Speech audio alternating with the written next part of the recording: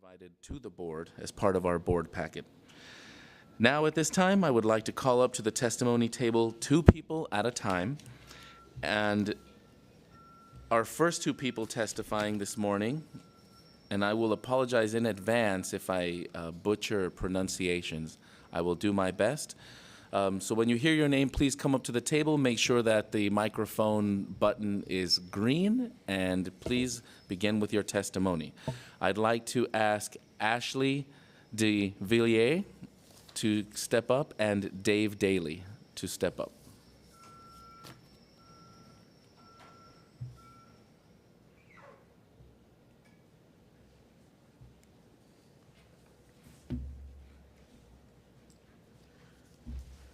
Good morning. Good morning. I'm Ashley de Villiers, and I'm not sure of the process. Yeah, the microphone sounds like it's on. Okay. Okay. Yes, please. Great. Welcome, directors. I'm the proud president of De La Salle North Catholic High School, which is situated right behind me here in the Cully neighborhood. And although we are new to this area, we've just been here 3 years. I am excited to welcome you to our neighborhood. We are proud of the Cully neighborhood, the development that is happening, and the intentional mixed income approach to development here in this area. De La Salle North Catholic High School opened over 20 years ago in North Portland. We opened to serve a low-income community, to provide a college prep faith-based education to those who would not otherwise afford it. And the way we do that is every student works 1 day a week at a different company throughout the city. We partner with over 80 different companies who employ our students, and every student ages 14 through 18 gets that work experience on a yearly basis.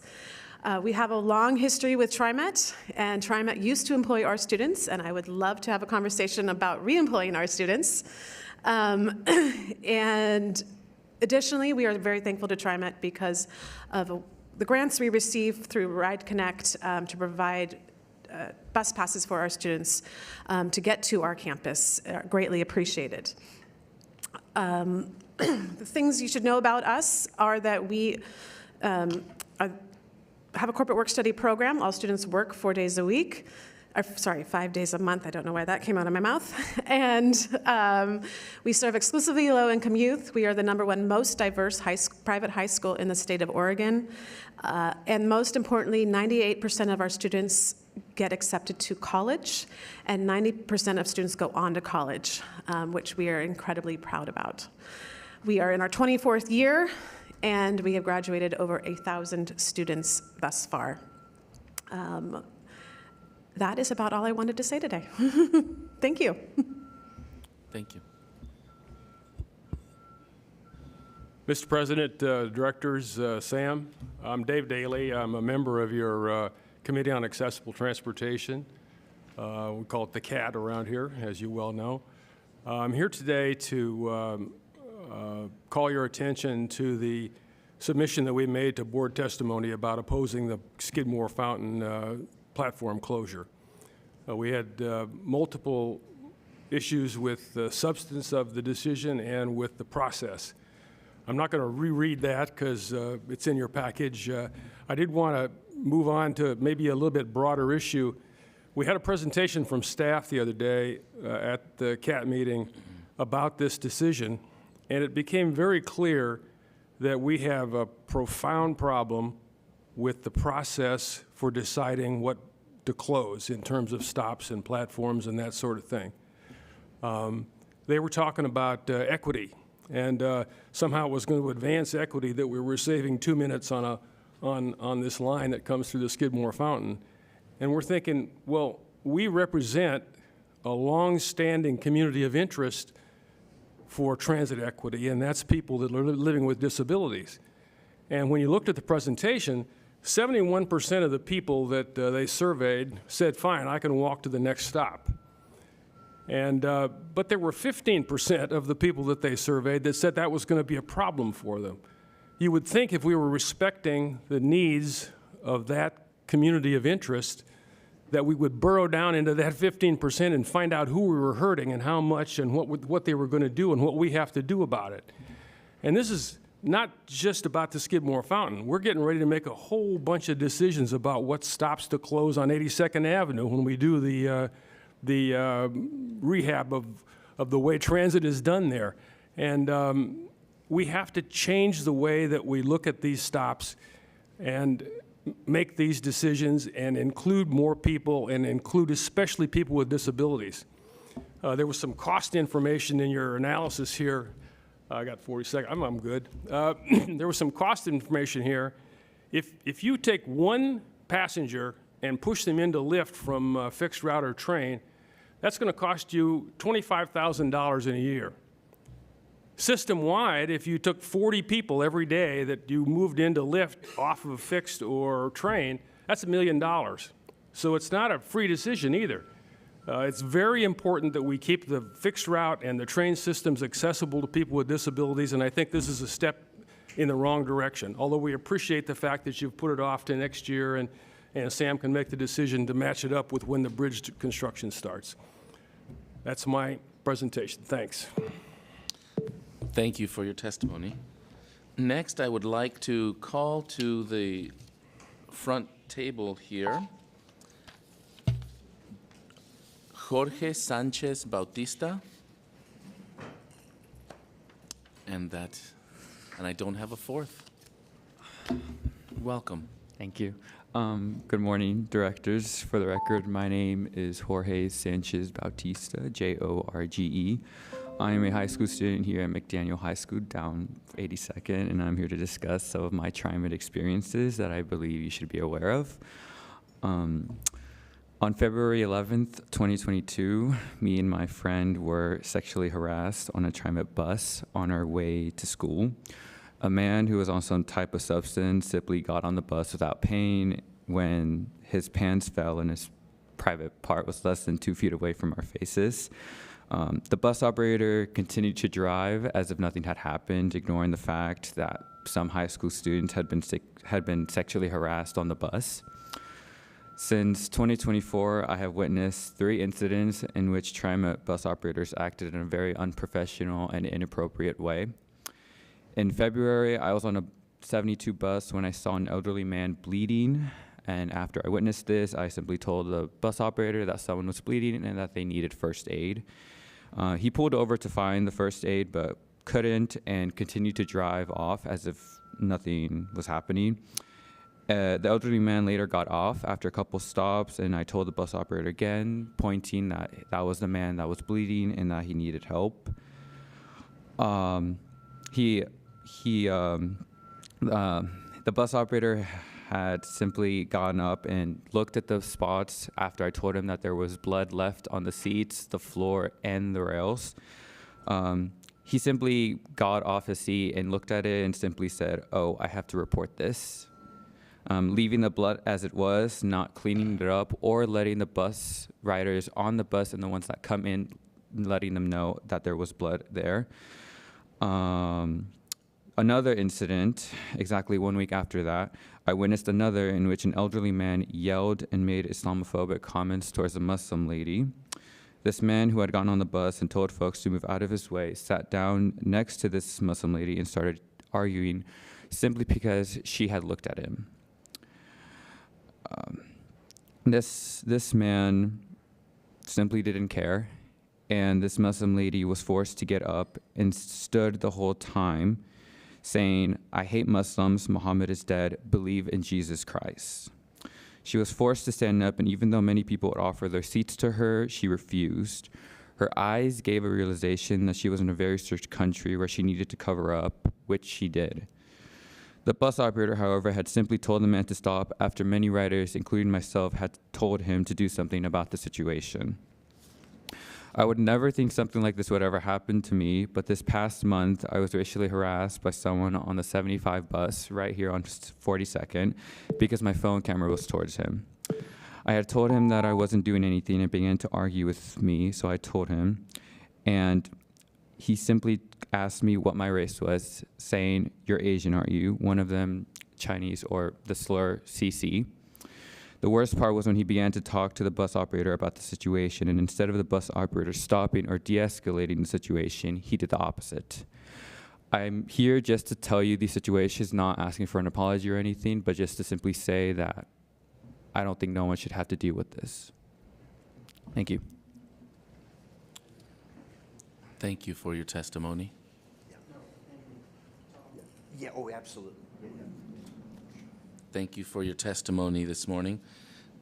Next, Ozzy, sorry, President, I would like to offer an apology. And Jorge, I know you've been engaged in a lot of advocacy to make TriMet work better, and I want to say I appreciate your commitment to the system. And I am really sorry that you had those experiences. And that is not acceptable, and it is scary. So I apologize. and it sounds like if you do have the opportunity to stick around a little bit, that the staff would like to follow up with you. Thank you for taking the time to share that testimony, and again, I'm sorry to hear about your experiences. I would like to, next, if there are no others that have signed up for public testimony in person, I'd like to move to those that have signed up online. Are there any others in person? Thank you. Then with that, I'd like to move to a testimony that is online. If Alejandro Guzman Leon is available to testify, please join us. I think that's you on camera. If you could please just make sure sound is working and then provide your testimony. Hi there. Very good. Thank you. My name is Alejandro Guzman. I am a pre-medicine student at Manco Community College. I'm here today to show you support on behalf of myself and my fellow students about the important impact of the proposed extension of the bus line 25. The extension will ensure the road goes past 181st Avenue to Manco Community College. It will increase the service to every 30 minutes and will provide new service and a bus stop at Manco Community College.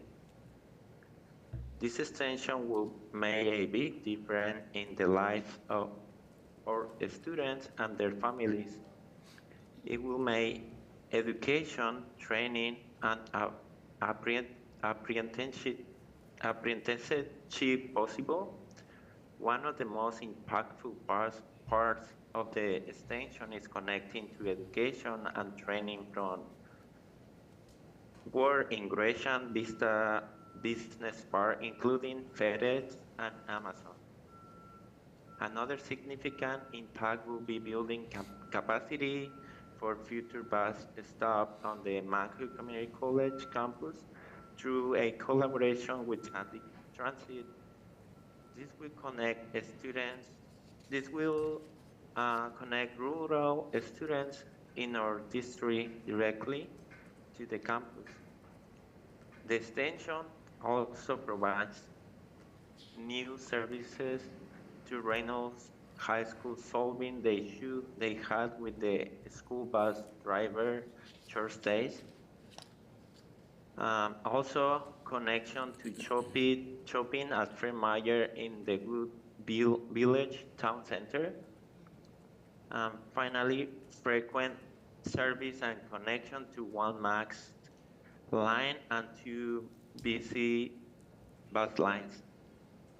Thank you for seriously considering this bus line extension and a new bus stop.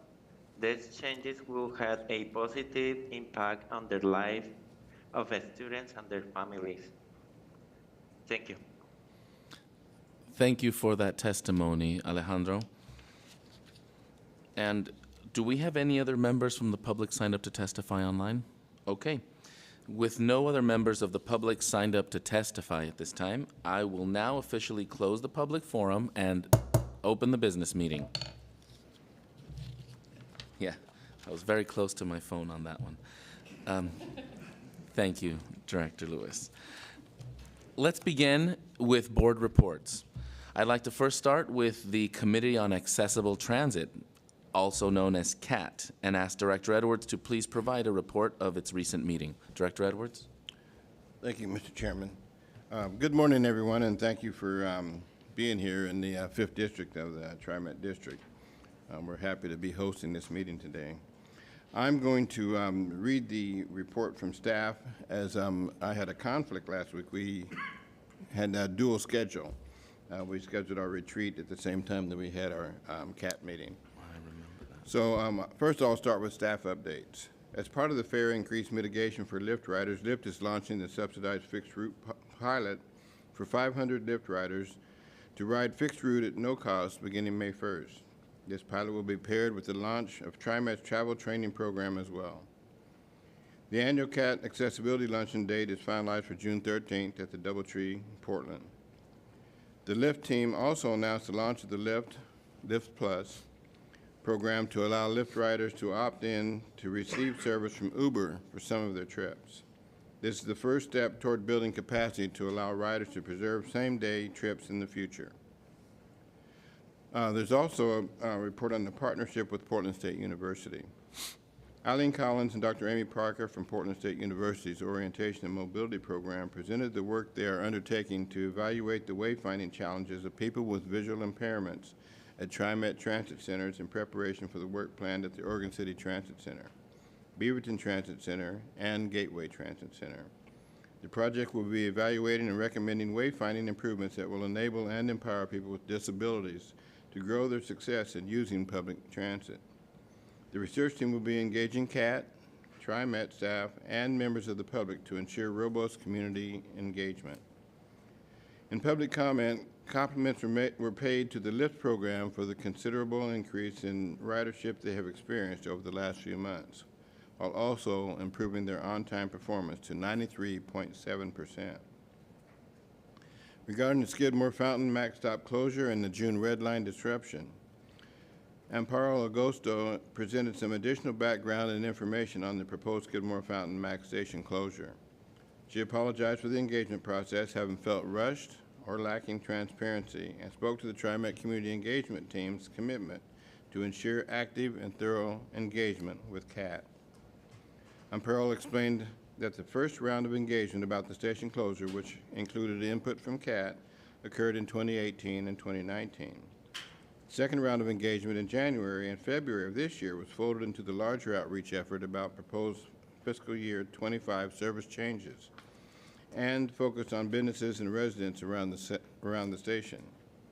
Although staff shared the proposal in this context at CAT's February Fixed Route Subcommittee meeting, CAT felt this topic needed more thorough discussion and that the committee should have been involved earlier in the revived proposal. The Accessible Transportation Program team committed to working closely with the community engagement team to identify ways to close these gaps in the future, ensuring sufficient and appropriate engagement with CAT on issues that impact older adults and people with disabilities. Amparo also shared updates on the upcoming Max Red Line disruption from Gateway to PDX to test the new Type 6 trains in June. The presentation on the proposed night bus plan was rescheduled at CAT's request to allow for further conversation regarding the Skidmore Fountain stop closure. That is my report. Thank you, Director Edwards. Are there any questions or comments about the Committee on Accessible Transportation report at this time? All right.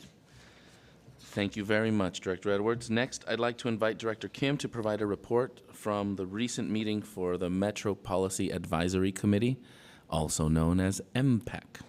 Director Kim? Thank you. At the March MPAC meeting, Metro received an informational update on the recently concluded legislative efforts pertaining to housing and land use. The Governor's Housing Production Bill 1537 was passed and will provide $110 million for local shovel-ready infrastructure projects related to housing, as well as a suite of mandatory local design and development adjustments, one-time urban growth boundary expansion petition, Housing Production Oversight Board, as well as some additional loans to promote middle-income housing. Metro staff also continued MPAC engagement regarding regional growth management topics that will lead to a Metro Council recommendation from MPAC with a conversation on the draft forecast of regional population, household, and employment growth. Metro also provided an overview of the methods used to estimate regional housing capacity as part of the buildable lands inventory that will be used to help inform our decision on the urban growth boundary. The next MPAC meeting is tonight, and we'll be continuing a conversation around urban growth management topics. Thank you. Thank you, Director Kim. Are there any questions or comments about the MPAC report from anyone on the board?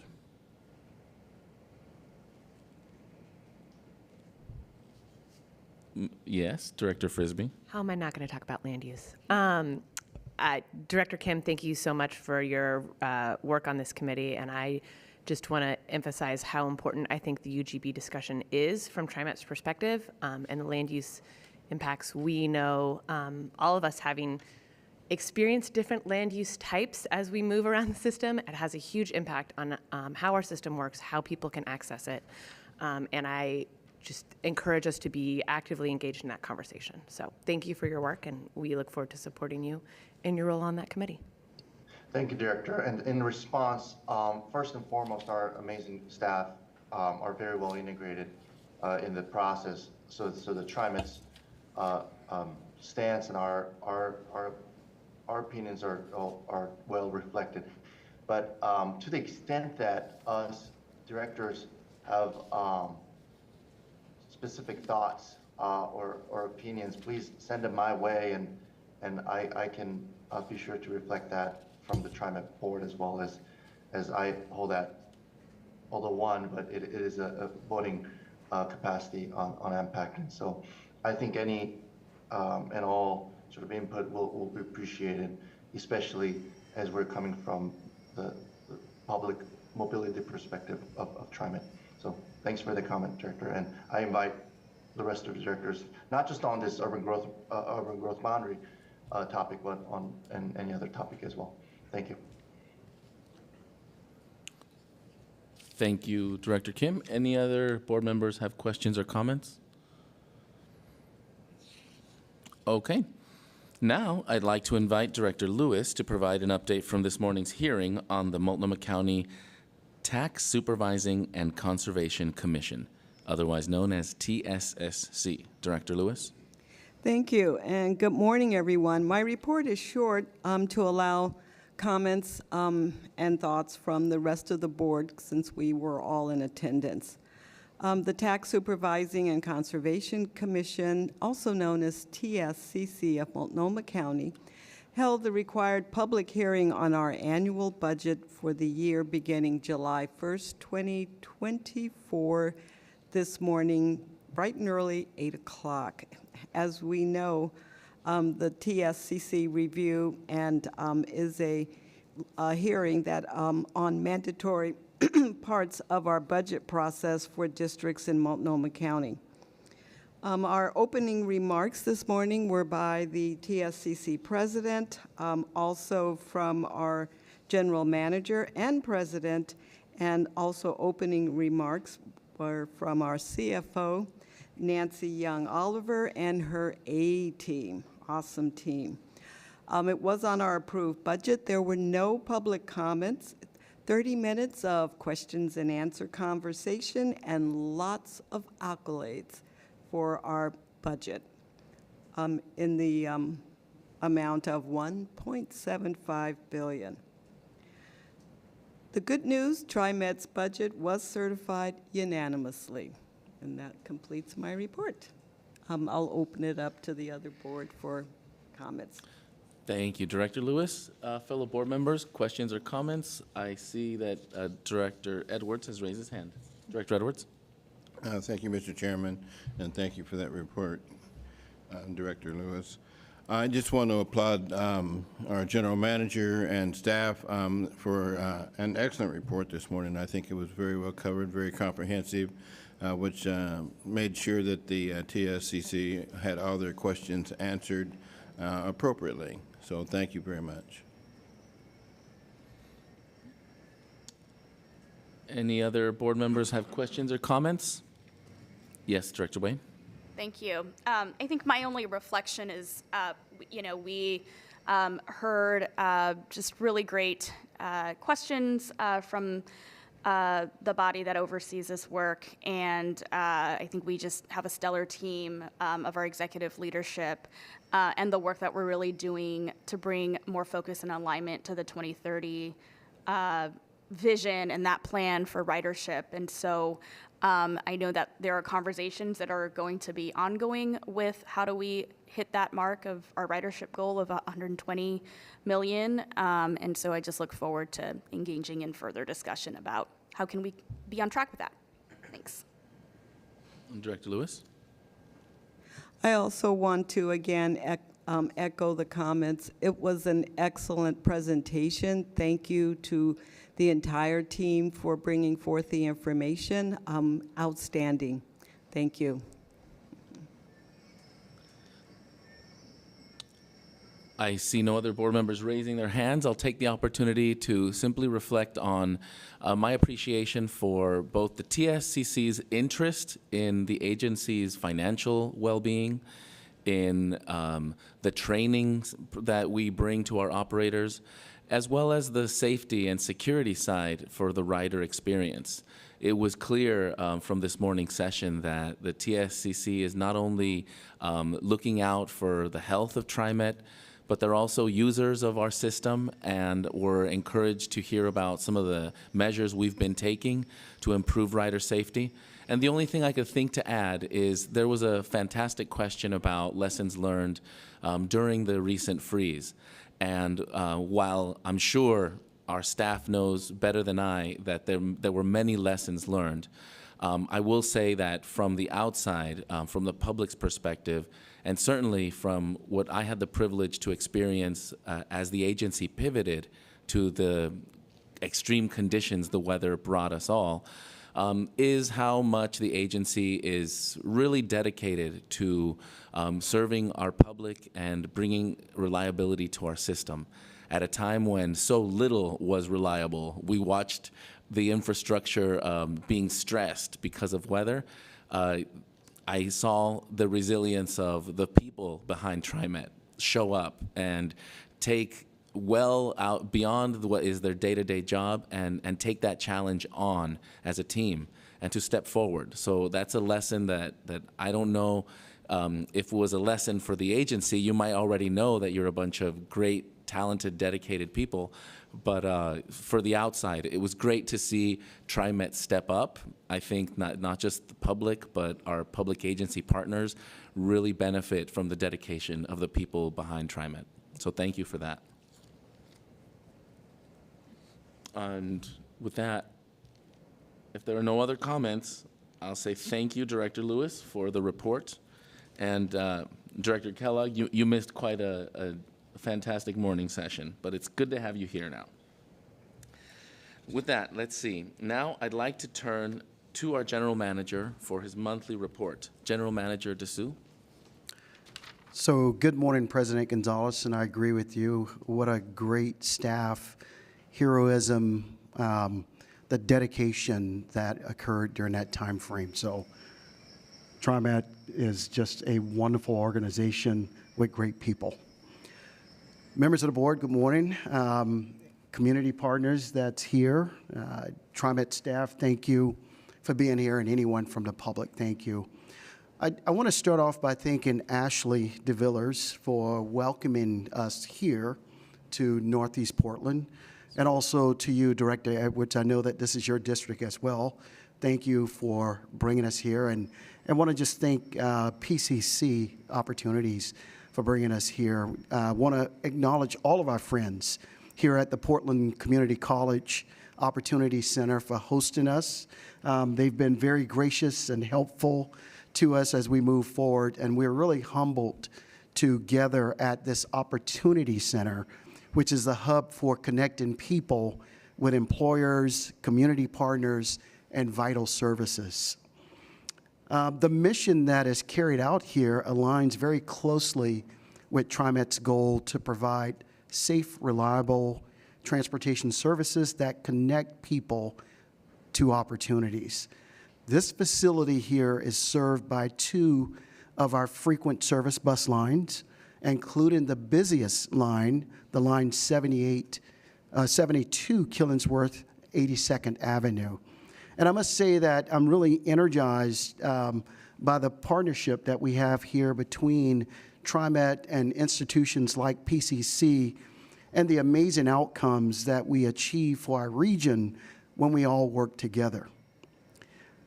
I do want to say today is Administrative Professional Day, week, year, month, and everything. So I would like for our administrative professionals to please stand up, and let's give them a round of applause. All of them.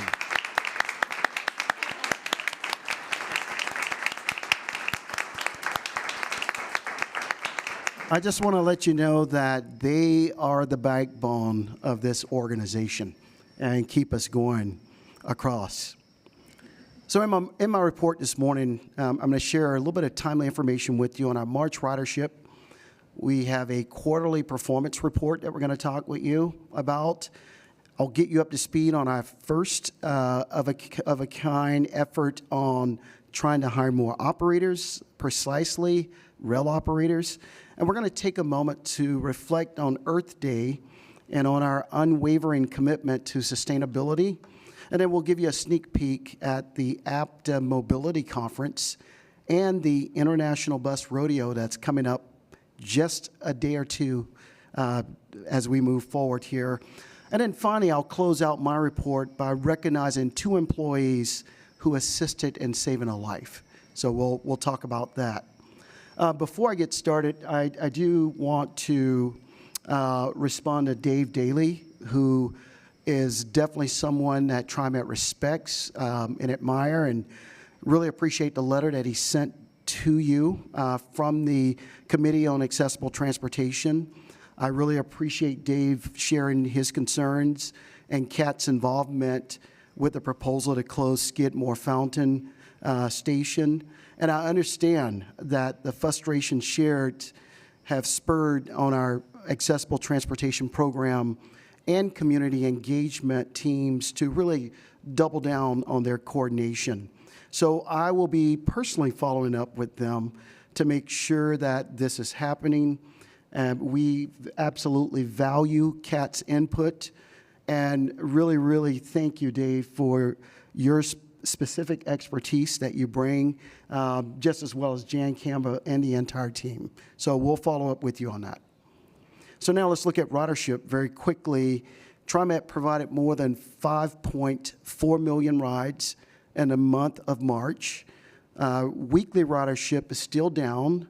It's about a third from pre-pandemic levels, but it has increased more than 10% year to year. Our weekly ridership on bus has led the way with a 15.5% increase over March of 2023. And another note, specifically looking at our peak hours, that's from 7 a.m. to 9 a.m. in the morning and afternoon, from 2 p.m.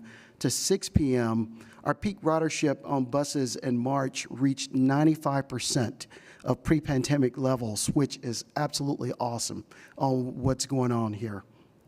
I'd like to transition also over to our update on our quarterly performance report.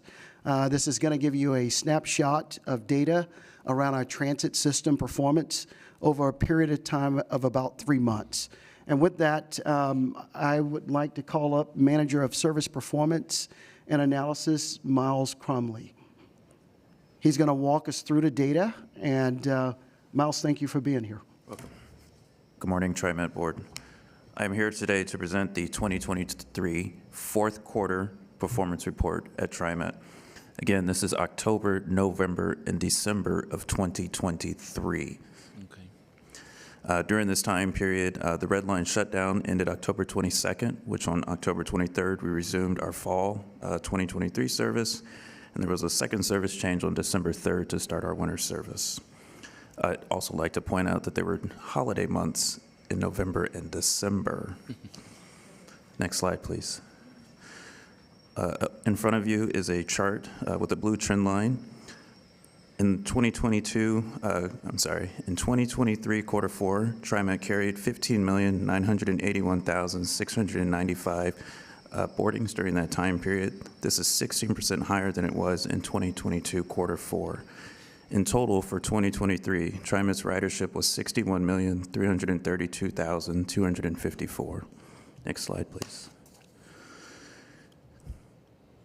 On this slide is a chart broken out by quarters with a blue trend line for fixed route bus on-time performance. Fixed route bus on-time performance was at 88.3%, despite traffic levels returning to pre-pandemic levels. This is still above our target of 85% for this particular mode. Next slide. On this slide is another chart with an orange trend line with broken out by quarters. During this time period for max on-time performance, it was at 81.9% for 2023 quarter four. During this time, we had low operator availability, which we have strategies in place to restore our operator ranks on the rail side, as well as the red line shutdown number 6 were main contributors to the decrease in on-time performance. Next slide, please. On this chart, broken out by quarter, is a green trend line for west on-time performance. During 2023 quarter four, on-time performance was at 99.6%, which is well above the 95% target for west.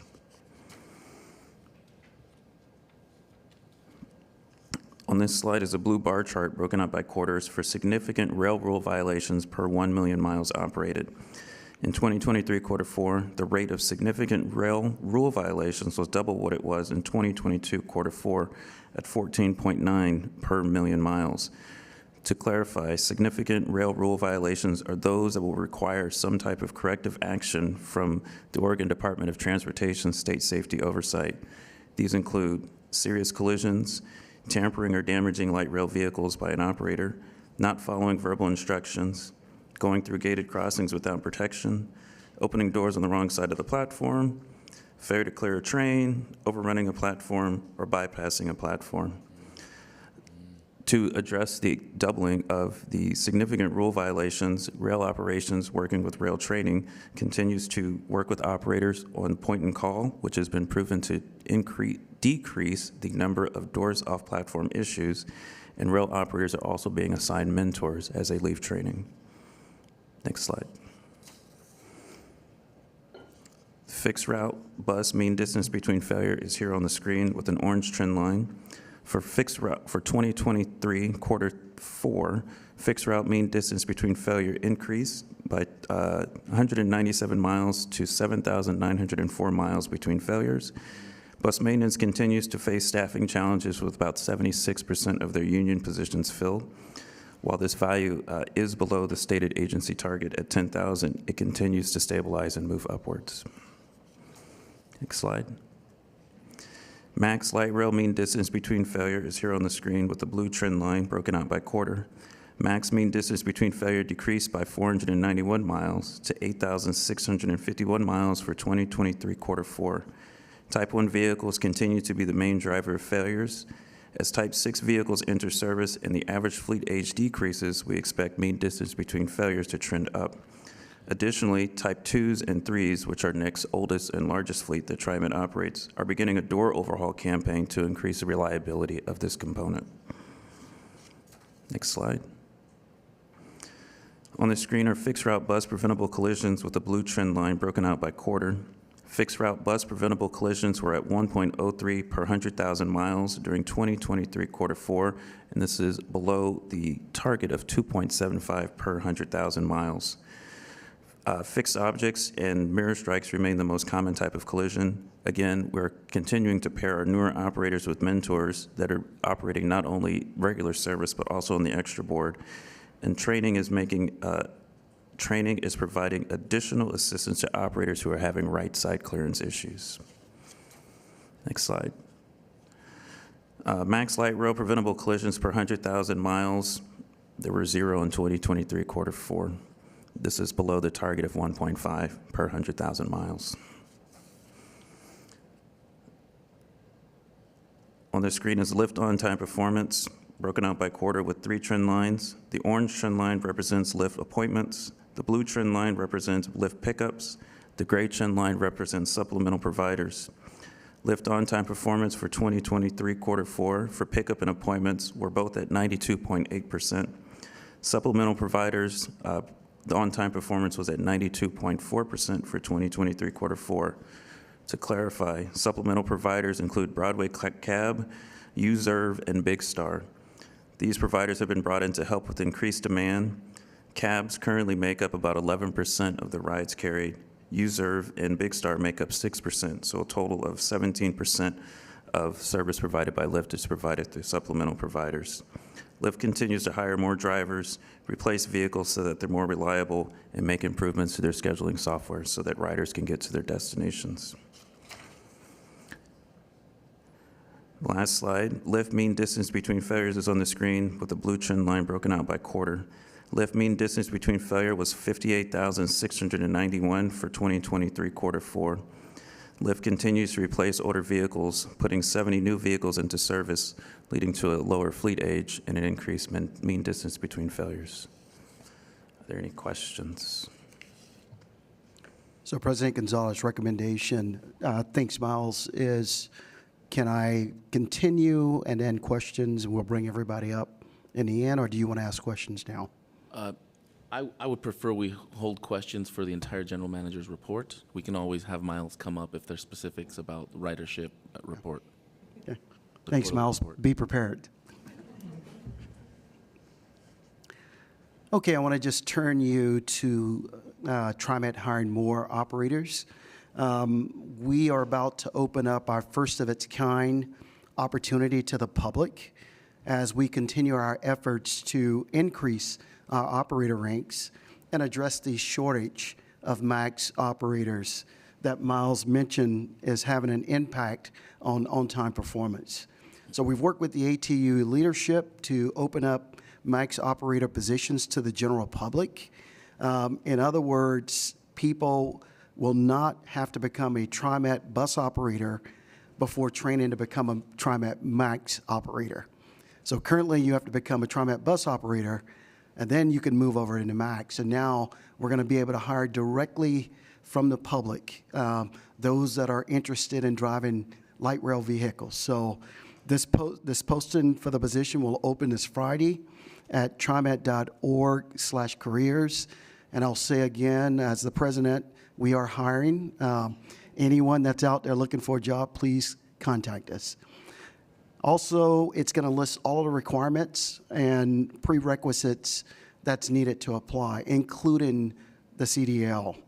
Candidates will be eligible for the $7,500 hiring bonus and must complete a rigorous 12-week paid training program with the focus on safety.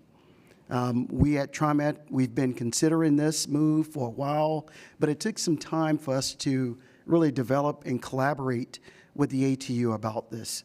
I do want to thank ATU 757 President Shirley Block and her team for the partnership on this move here. And we made a point of first offering up the rail operator positions to all of our current employees first before we go outside of the organization. So I look forward to seeing how this new change and with our longstanding policy will make it possible to recruit more operators and increase our max operator staff. And I know I've had the opportunity to talk to other school bus drivers, and they didn't want to come to us because they didn't want to go through our driver program. So now it will give them an opportunity.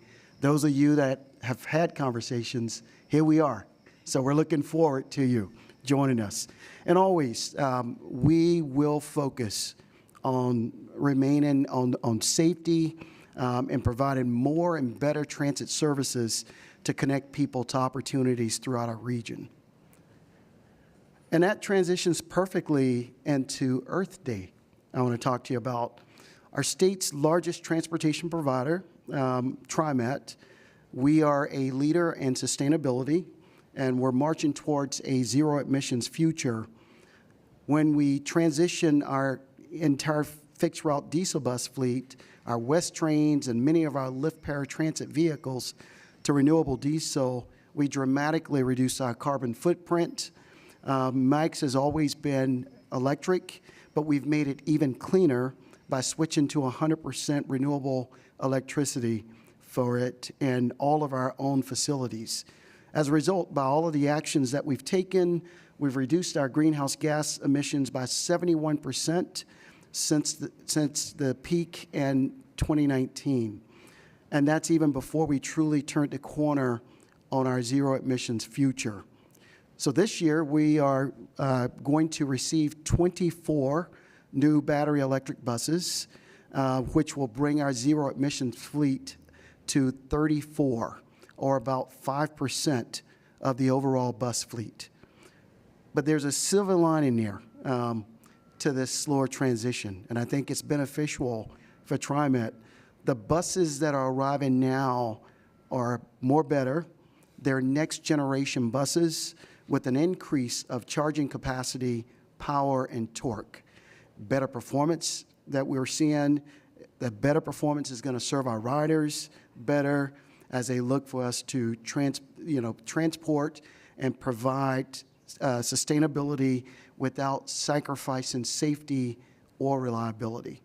And then finally, I just really want to thank our employees and our members of the public who participated in cleanups that TriMet helped sponsor with our partners at Solve for Earth Day.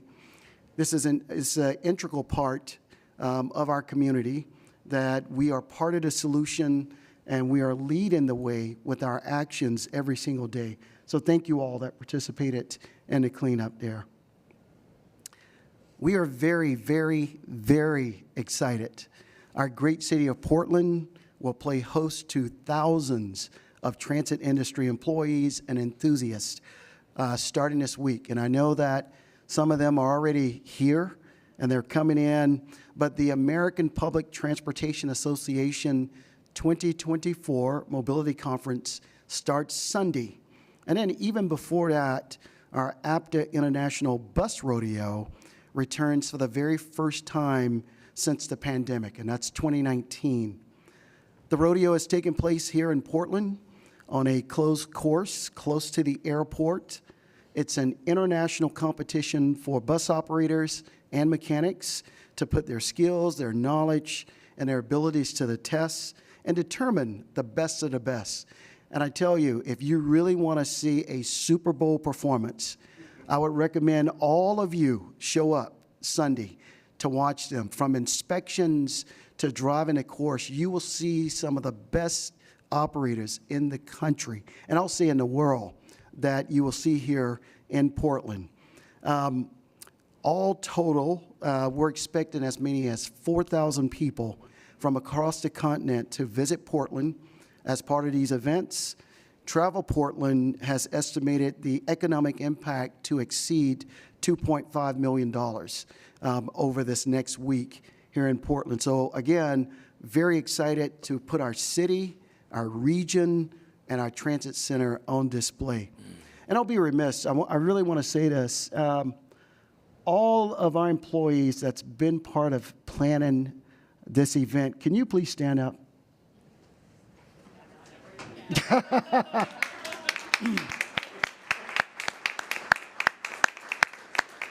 What a incredible, and not everyone's here. Around the clock, our teams have been working with the industry over the last year to really putting this together. We have people here that's working with our teams from Austin, Texas as well, because next year, that's where it will be hosted at.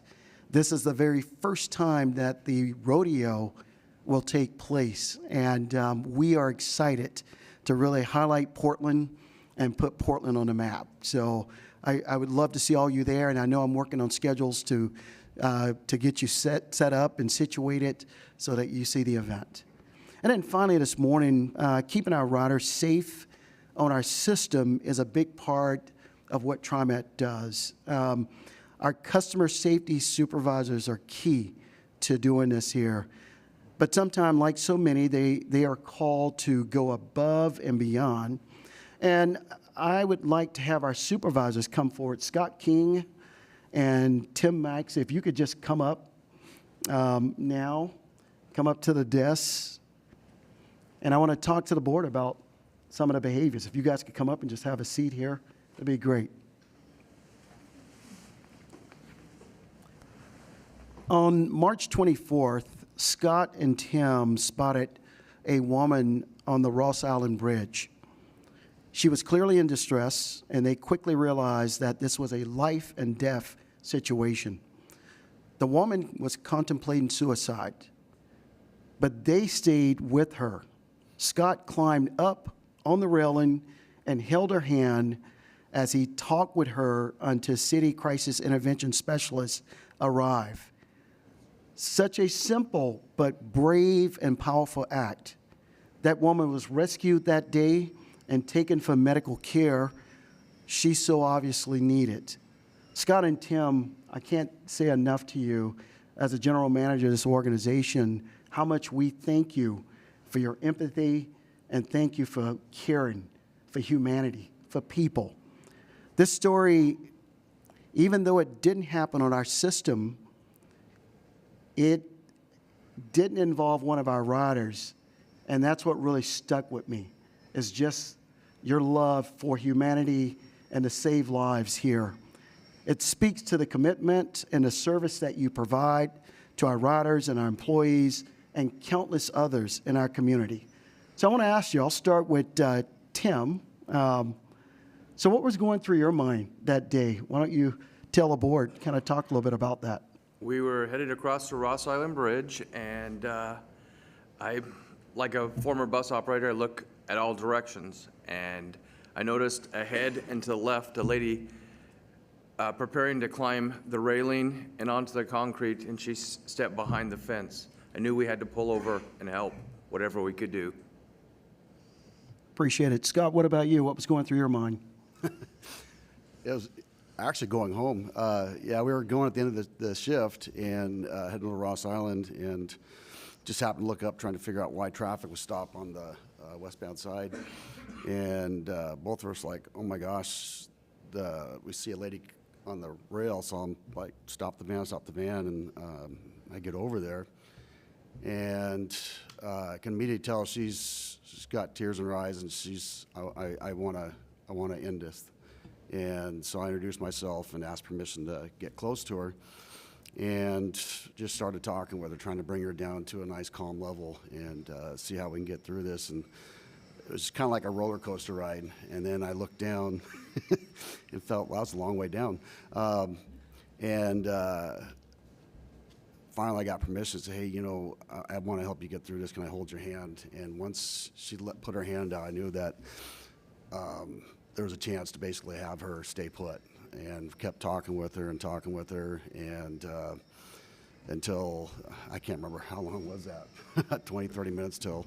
Felt like an hour or more? Yeah. Luckily, fire medical there. We have a great PPI security team, Mark, Andrew, and Greg. They all got out of the van, and Greg was directing traffic. Mark was keeping people back, as well as Andrew.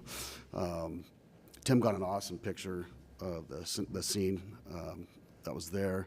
It was starting to rain, so once CIT got there, within like 5 minutes, she was down, and we got her into an ambulance. So. Well, I want to commend both of you on behalf of TriMet.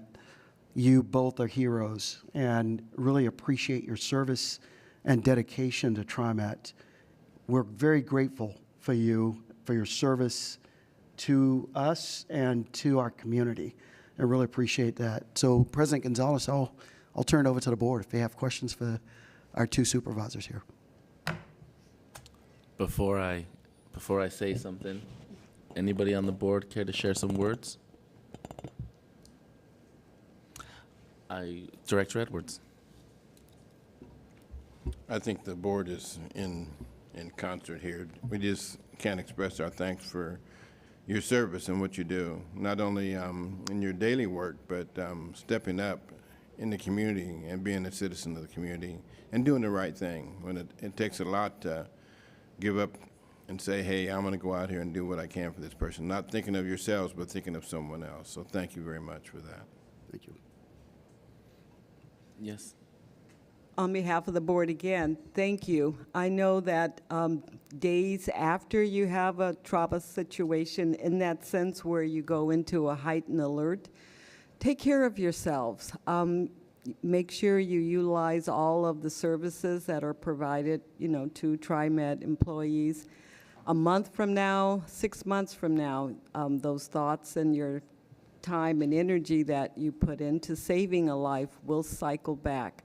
So just take the time, and thank you again for the fast thoughts. It only takes a split second to make a decision to save a life. And thank you. And hopefully those that are in your lives are giving you some space to take care of yourself. Thank you. Thank you. Thank you, Director Lewis. And Director Kim, I saw your hand raised. Did I catch that correct? Would you like to share some thoughts? Thank you, gentlemen, for going above and beyond your job description and really changing our community with a life-changing a moment for one individual, but for our community as a whole. So thank you. Thank you. Appreciate it. Director Frisbee? At the risk of being repetitive, I just want to say thank you. And I think General Manager DeSue's point about, this being in community is hard, and it takes these moments, and you stepping up and being part of that is so deeply appreciated. And I want to send the board's thoughts and wishes to the person that you supported, and I want to echo Director Lewis's comment that I hope you are taking care of yourself, and I hope TriMet is providing the support and the care you need after that moment and after a lot of the moments that you experience in your job. And since this is a public session, I also want to take a moment and ask anyone out there who is feeling alone or scared or contemplating thoughts of suicide to reach out to the people around you. There is the hotline number, 988, to call if you need help. And I want everyone listening to know that this community is part of your community. We are here, and TriMet wants to be part of connecting you to a better life. So thank you. Thank you. Appreciate it. Well, I knew my board wouldn't let me down. Thanks. Gratitude clearly is shared across the board and across the agency for what you did in that moment of choice. Two things I could think to add, to the person that you saw there that day. If you're out there, I really wish this experience has demonstrated that you're not alone, that angels show up in mysterious ways when you need them most, and that hopefully this does help reinvigorate the preciousness and the appreciation for this gift called life that we have. And hopefully that your days are full of angels and you get to show up for yourself and for others one day. I hope you're doing well out there. And to our folks here, in light of the topics that we're sharing today, of course, you showed up. You did something that was beyond what perhaps the training has brought for you, perhaps beyond what the job responsibilities call. But you really showed in this moment not just what you know, but who you are. And we're really grateful to have folks such as yourselves wearing the TriMet badge, being associated with what the agency does for the public, because this is well beyond what you might have thought you signed up for the day you started your journey in the transit agency work. And I want to point out that, these are the challenges that being an operator today brings you. I don't know that if it's always been this way, but, we've heard in today's public forum and in the testimony and in the general manager's report, we've heard of operators having to step into suicide prevention mode. We've heard of instances where operators may or may not have, but certainly have the need and the opportunity to step into how to address indecent exposure, how to address biohazards on the system. These are all things that are well above and beyond what driving a bus is. And we've also heard how much more challenging it is just to navigate these vehicles in what is an increasingly crowded right-of-way. So, there's a lot that we ask of our operators today. So, if anything, this is an opportunity to recognize the humanity you must bring to this role, the dedication you must bring to go above and beyond your job, the demands it places on the training process that we all know is part of what an operator is asked to be on a day-to-day basis, and the grace that I hope our riders and the public can provide us, because we're human as well. Our operators are human. We have flaws just like every other human, and we don't always get it right. Today is an instance where you clearly made a life-changing difference in someone's life. But to the operators out there, you've got support, you've got understanding, and to the public out there, we're in this together. Let's figure out how to create safety and address what is a chaotic universe as we're all trying to get to our places safely every day. So thank you so much, and thank you, General Manager, for shining a light on these hidden stories that folks within our system must experience.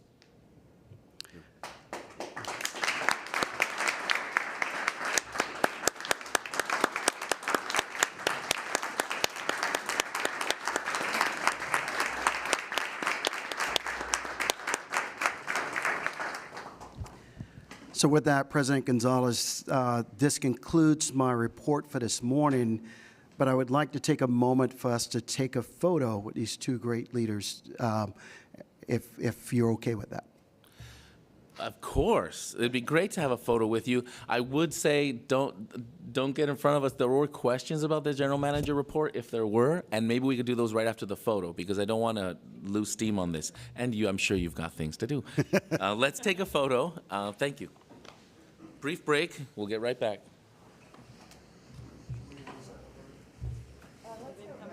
Like where you're standing right there, if everybody can just. Should we come out?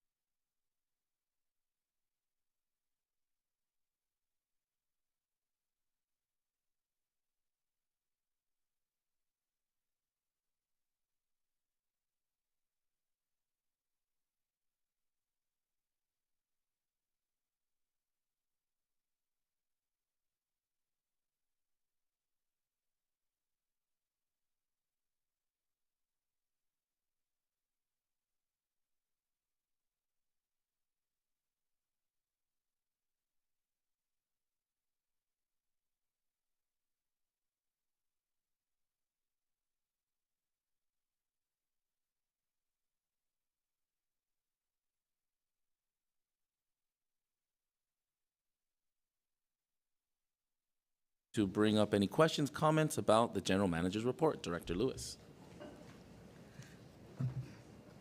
Sorry, I know it's kind of after the fact, but how many of our bus drivers are in the rodeo? And it would have been nice to have them here to cheer them on for winning. Are there medals that they will receive? But I'd like to know how many are females. Okay. So I appreciate that. I'm going to bring up Anessa. I know she's very excited about this here, so we'll let you give the story. All right. So every agency is only allowed to have one operator in the competition. So we have one. And there's a fun story behind it, because our operator who took first at our local rodeo actually retired, and our second place got promoted, and our third place got promoted. So, but we do have someone who's super excited, one of our great operator that we respect, named Herman. And then we have the maintenance teams are made up of 3 people. And so same thing, agencies that can only have one maintenance technician team. Some only have 2, but most have 3. And so we have 3 amazing technicians that 2 of which were on the team that took first at our local rodeo, one of which has been replaced because of some conflicts with the time. But yeah, they're excited. As General Manager Sue mentioned, it is the first one since 2019, so 5 years. So hopefully we will set a new standard for everybody. I want to chime in also. Director Edwards may have remembered the operator that was at Rosa Parks. He's going to be the operator that is on deck for TriMet. He will represent TriMet. And if you think about what Anessa just stated, so every city sends their best operator to compete. That's why I said it's the Super Bowl. And they get out there, and you're going to see some fancy driving that's going to take place. So really, if you get this opportunity, please show up on that. Yeah, so over almost, just to that point, almost 80 operators and about 145 maintenance technicians will be coming into town to compete. So really big deal. Thank you. I've never seen an articulated bus do donuts, but now I'm excited to see if it's possible. Director White, pardon me. I'm just kidding. Thank you for that information, and I know I will be attending the rodeo and some other of my board members as well. So really, I just appreciate the team and our whole organization for hosting the conference, and very exciting. I do want to say, and I know we, the young person who testified earlier this morning, really kind of. Those stories just stayed with me, and so I just would be remiss if I didn't, continue to bring up that issue of our riders feeling safe, right, from various situations that they encounter. And I'm kind of, looking at you, Sam, to tell us, what are ways that we are continuing to provide our operators, of course, their safety and well-being as well, but to also really minimize these negative experiences for all of our users that use transit. And I just want to say too that we as an organization do not tolerate racism, discrimination, bias of any sort, and I know that we know that, but how are we living out that statement, right? And so I just want to be clear that we do not tolerate any form of hatred, racism, etc., because we want to live in a world where everybody feels safe and welcomed. And so I want to look to you as our leader of how do we continue to operationalize that on the ground. And my comment is also by no means saying that our operators who are focusing on driving and providing, what they need to do right in their job, it needs to be a community effort, and there needs to be, I think, a response around de-escalation and just further training. So this is by no means saying, there's one person that needs to do it, but what is our overall team approach? So that is a question.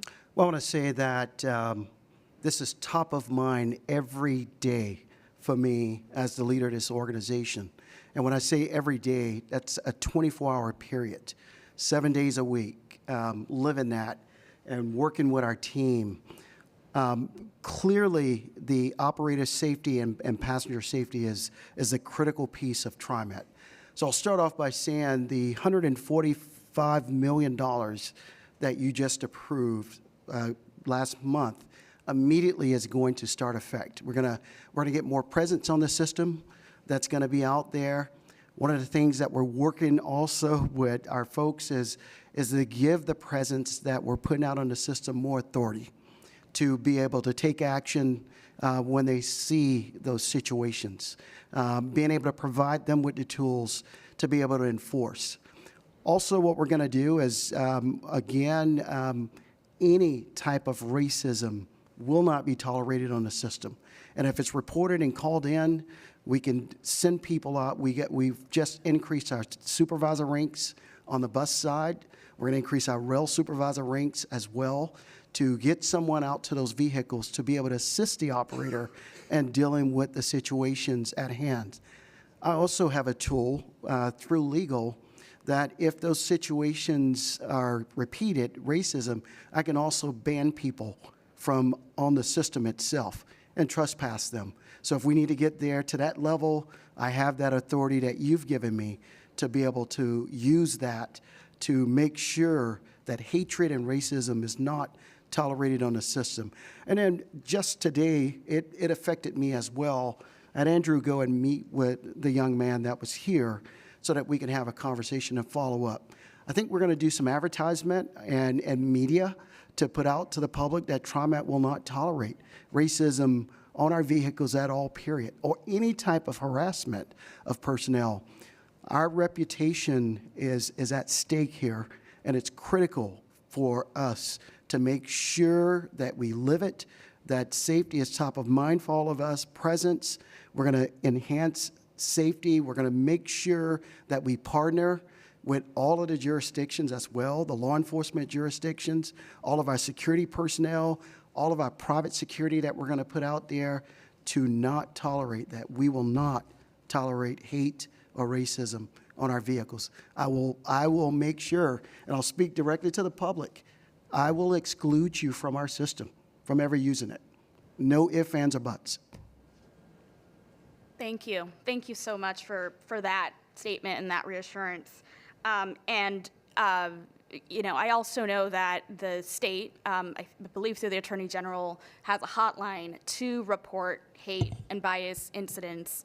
And unfortunately, during COVID, we saw an increase, a staggering increase in racism, discrimination, hatred, particularly amongst folks who look Asian because of, a lot of just rhetoric that were being spewed against people who, are of that descent in that community. And we've seen in Oregon, there's been a lot of media attention on public transit, in public spaces, on the waterfront. There was an elderly man who was attacked during that period because of fear of COVID. And so, I just want to continue speaking out against this, this issue of racism, and anything that, again, we can continue to say, we don't tolerate that, but that there will also be consequences, right? I think it's a really clear message to send. And just lastly, I know that there's a text line, within our buses and our vehicles, where the public, for example, if the young man knew okay, here's I can report this, right? I think that would also be helpful in us tracking when these incidences occur. So I know there's a resource. There's, again, we don't, want our operators to necessarily step into every single situation, because they're providing, they're trying to do their jobs as well, right? In getting folks safely from one place to the other. But if there are things like text this number, right? Someone will get back to you. I think the more we can also do that, the more that we can also, again, continue to track when these are happening, but also have an appropriate follow-up. I appreciate that. Just to add too, I want to just directly let the public know, inform the public, please, in any situation that you encounter with hate or racism, please contact us so that we can get someone out to those vehicles and deal with that situation immediately. So please contact us. And all of our information is inside of our buses, just as well as inside of our light rail vehicles. Thank you. Director Kim, I see you have your hand raised. I'd love to give you space to share your thoughts. Thank you very much. Two comments. One, in response to the most recent comment. Thank you so much, Kathy, Director White, for your comment, and for GM Sams to response. And just wanted to say that, hey, the DOJ's hotline is the 1-844-924-BIAS. I do have a daytime job at the DOJ, so trauma-informed operators are there for access to interpretation over 240 languages. So anyone can call, leave a voice message. They will call back if they don't pick up. So that was one, and I appreciate TriMet's commitment against bias and hate. Two, I did want to take a moment to say thank you to Sam Nancy, and the entire executive team for your phenomenal preparation for the TSCC hearing this morning and for effectively highlighting where we've been and where we're going. Financial stability is a practical bedrock of our agency, and I appreciate your team ensuring that we will be at a good place to provide the best mobility solution for this region. So thank you. Thank you, Director Kim. And Director Kellogg, I saw you had a hand raised. Thank you. I had a brief question on Miles' presentation. I think it was significant rail rule violations. Miles, come on up. Chart. It's not enough we can get that slide bar up. graph that went way up, yep, But it looked to yep. me that the number reported was the highest in the reporting period. Yep. And so that's just, wanted to put a circle on that, maybe dive a little deeper into that, to talk about, was there any one specific item that was a repeat violation? Was it a collection of them? And then second, I know you'd mentioned there was some mentorship and other things going on. If you could give a little bit more detail there. So I can answer the first part, but I'll have to phone a friend for the actual mentorship part. So that is allowable. Yes. So on the chart, overall, during this time period, the average was about 9.5 per million miles. And so even at 14.9, this is still within a range that we would say is acceptable for our particular service. The other part is that we also, during the last year, during 2023, we had a lot of new operators, hence why we have created mentoring programs and these other opportunities so that the operators are more familiar with how the system operates. There were also 3 service changes in 2023 Q4. And so with new operators, multiple service changes, this is what we observed during that time period. Okay. And so the expectation is that with these people getting more experience, more mentorship, that number is going to come back down. Correct. Okay. Yes. That was the gist of my question. Can I jump in just to let you know, I've had a conversation with the COO and the team here in front of you. Mostly new operators, when they come out of training and they start operating, that's where you see some of the mistakes there. So as far as the recertification and retraining is critical here. I want to let you know I don't accept that number that's up there as the leader of the organization, and that's something that we're going to correct as well. Wonderful. Thank you all. Thank you. Hold on, Miles. I have a question about the report as well. Yes. But I wanted to look to my left and right, see, all right, I'm going to jump in with a question. Before I jump to the other chart, I want to just verify something here. And my understanding is, these rail rule violations, while they could be an indicator for potential risks in the system, they don't necessarily correlate right now to collisions or accidents. This is operational procedures that we're all getting used to. Correct.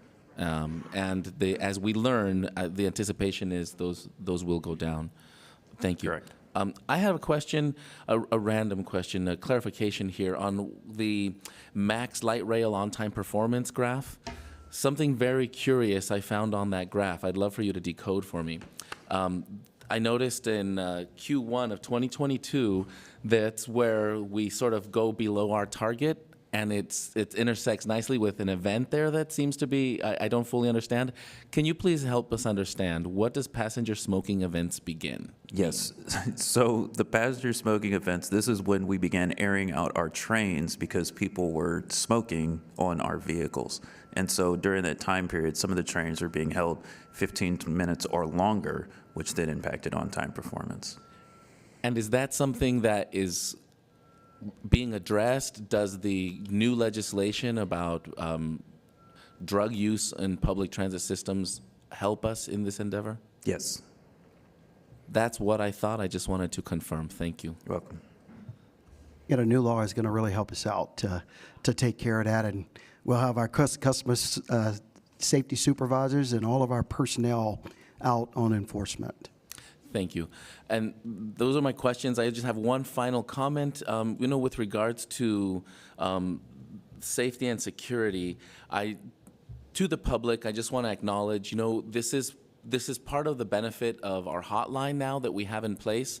I know that we have, there's a hotline for hate crimes. There's 911 out there.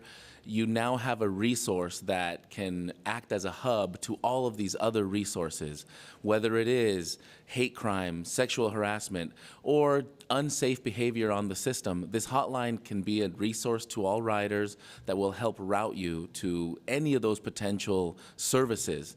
I would say no matter what the situation is on transit, that hotline can be a source for you to access all of those things.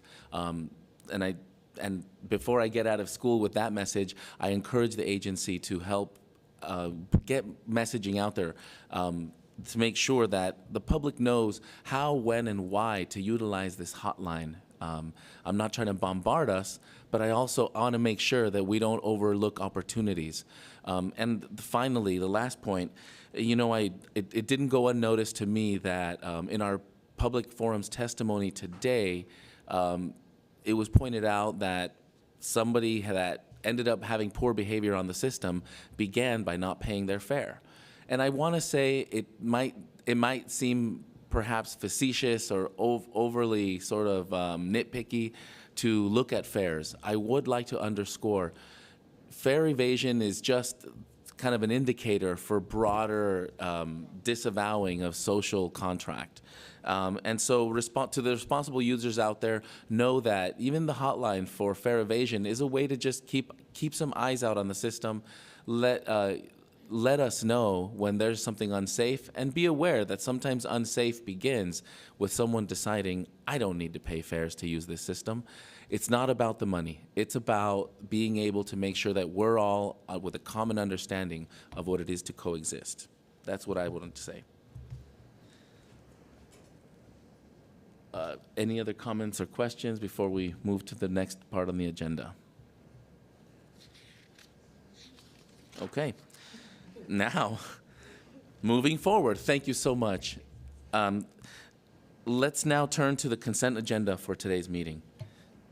Items that appear on the consent agenda are considered routine and may be approved by the board in one blanket motion. This morning's consent agenda includes 3 items. We have the approval of the minutes from our last meeting, which was held on March 27th. We have a resolution to read all ordinances by title only, and we have resolution number 24-03-24 that is authorizing a contract with Alight Holding Company, DBA Reed Group Management, LLC, for third-party administrative services. Does anyone on the board wish to have any item removed from the consent agenda?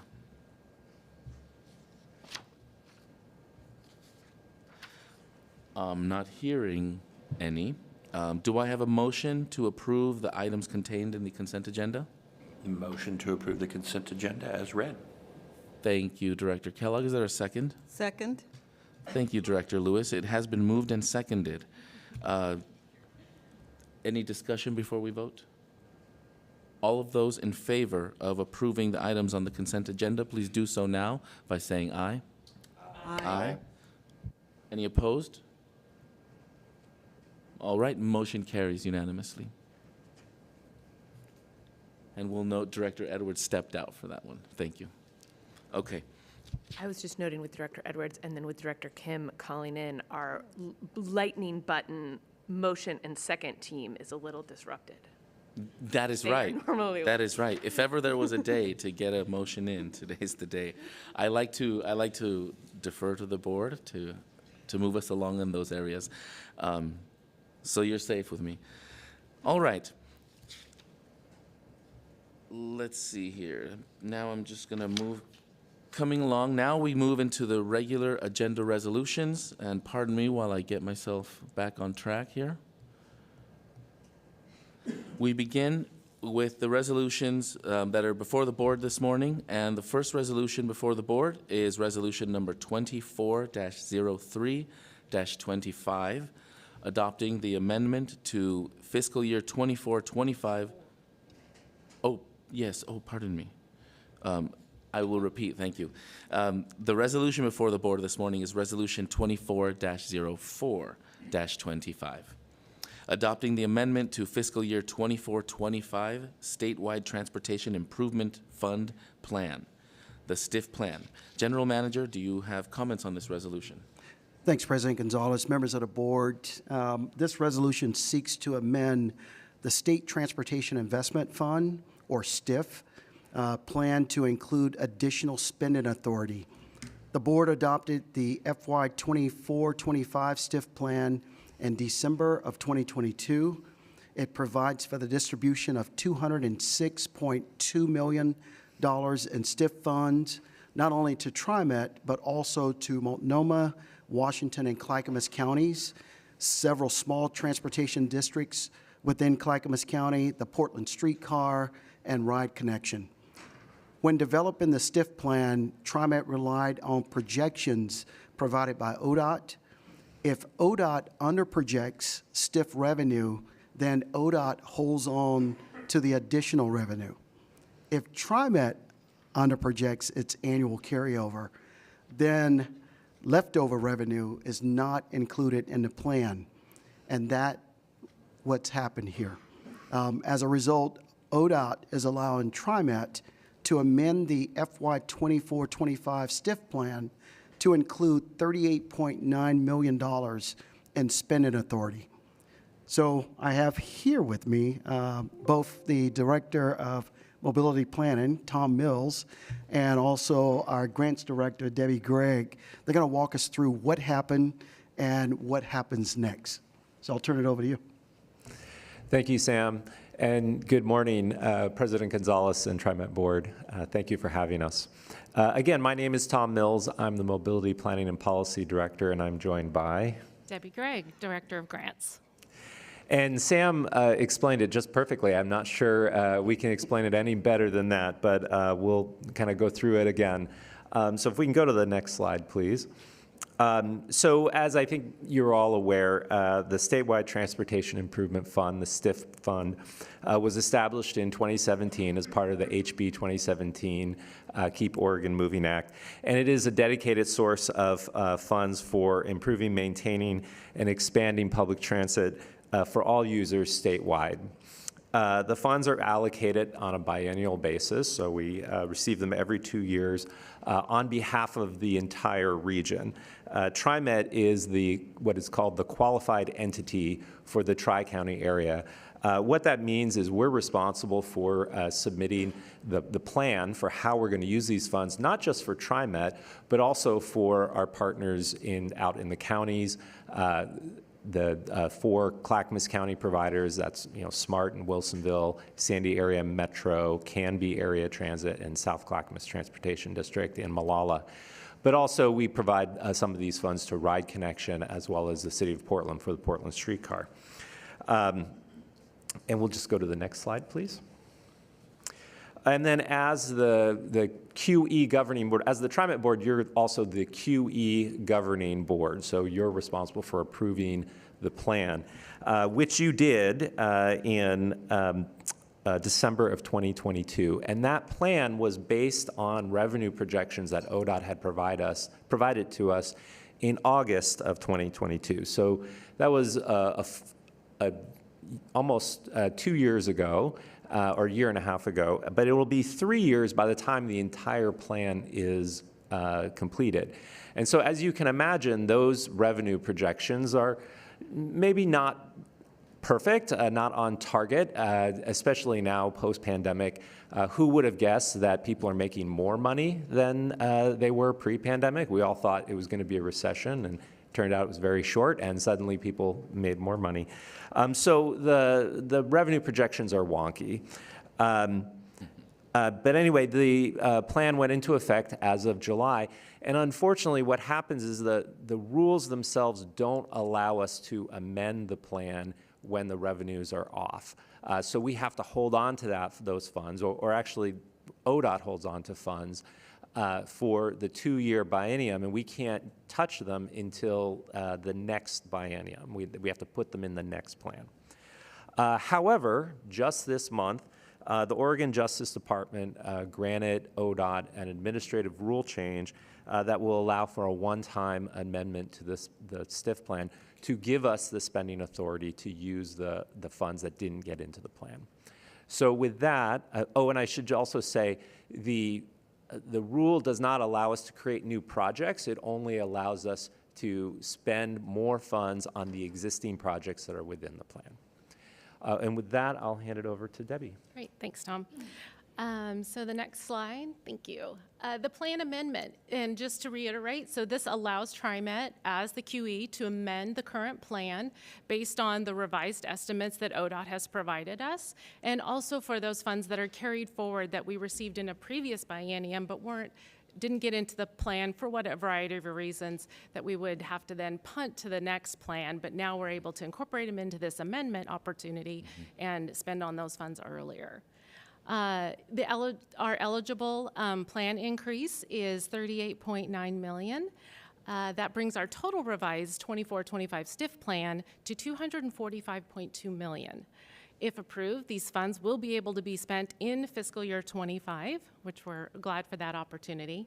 And this plan amendment is due April 29th, which is Monday. Tight deadline. So I just want to acknowledge, and I'm sure Tom would say too, staff have been excellent in being able to react quickly to this emergency authorization, gather the information, and I also want to acknowledge our transit providers for responding to our questions and inquiries to be able to meet this quick deadline on Monday. And then on the next slide is basically just a summary of the amount, how we would like to allocate these funds. So of the $38.9 million, TriMet, we'd like to put into TriMet service the majority of the funding opportunities. So it's a little over $28 million. We also have some capital needs, workforce system, bus stops, Better Bus, and security, which we'd like to allocate a little over $8 million. And then again, our public transit service providers will receive about $1.7 million in this next fiscal year. And that leads us to our total. If there's any questions? Thank you. Thank you very much. Before we move into questions and discussion, I'd love to see if there's a motion to approve this resolution. So moved. Thank you, Director Frisbee. Do we have a second? Second. Thank you, Director Y. It's been moved and seconded. I see already that there's interest in some discussion, so we'll just go ahead. Director Frisbee. I have 4 comments which are slightly unrelated, so welcome to my brain, and I'm sorry. And the first is a little bit of grandstanding, but isn't it nice that when our projections are incorrect, we are allowed to use the money on projects that benefit the public instead of rebating it to other people? Love it. Moving on. Second, I would like to, I think in general, encourage and support the fact that the DOJ allowed ODOT to move forward and amend mid-cycle. Would love to out to the universe, would love to see that be something that we can do more often, because getting this money out the door is going to enable us to move forward on Better Bus and security issues and a whole bunch of things the board has already prioritized and staff are working on. So really excited to see that, and I'm also just putting that into the universe. ODOT, DOJ, let's do this some more. Third, just want to reiterate, I think, the thanks to all of our partners for being a part of this and to staff. I know this is really hard, these sort of turnarounds. So thank you for your work and thank you for your team's work. My fourth comment is looking at this, and I know it's a quick turnaround, and Tom, I appreciate the conversations we've had. I am glad, I know we're not required to give funding to Portland Streetcar as part of this, given the state rules. I am very glad we are. I think I've spoken in the past about how interdependent I think our systems are, and I am glad that we are acknowledging that. And given maybe this tight turnaround sort of exemplified something I would love to see us move towards, which is a bit more of a long-standing approach with PSI about how to distribute these STIF funds with them, so that we're not having to sort of renegotiate it every time. I know that's a big undertaking, and I certainly would never want that to be at the expense of TriMet's needs and operations, but as I said, I think the systems are very mutually beneficial and mutually dependent. So hopefully, if that is a goal we can move towards, that makes this all go more quickly, or at least more smoothly next time around. But most of all, thank you. Director White. Thank you. And I also appreciate staff's work, obviously, and quickness in responding to this approval and this sort of adjustment that we're having to make. I have a question around, I think it was slide 5, provider project description. You know, it's very high level, right, amounts that we're seeing of how we're going to spend this money based on current projects. I understand that, but can you talk to me a little bit more about the student fairs and like what, you know, what's the enhancement there? Because, right, like if I was a writer in Clackamas County, this sounds all great and like very amazing that we're, you know, dedicating more funding into service. But is there a breakdown that we can later receive as a board of like, these are more of the specifics of what we're trying to, you know, fund more with this opportunity? Yes, absolutely. We can get you the breakdown And maybe it's there. I'm sorry. Oh, I think it's in the resolution, yeah. It's in the Oh, okay. Just briefly on the low-income fare, or excuse me, the student fare, the student pass one. Okay. Last year with the summer pass program, we kind of underestimated how much work it would be to get the passes out to all the students, you know, before the end of the school year, and get them printed, get them, you know, put in their laminate, and as well as just promoting. So there's more money in there for staff to help with that, as well as I believe there's money for marketing of that program as well. And again, it's not new money, it's spending authority.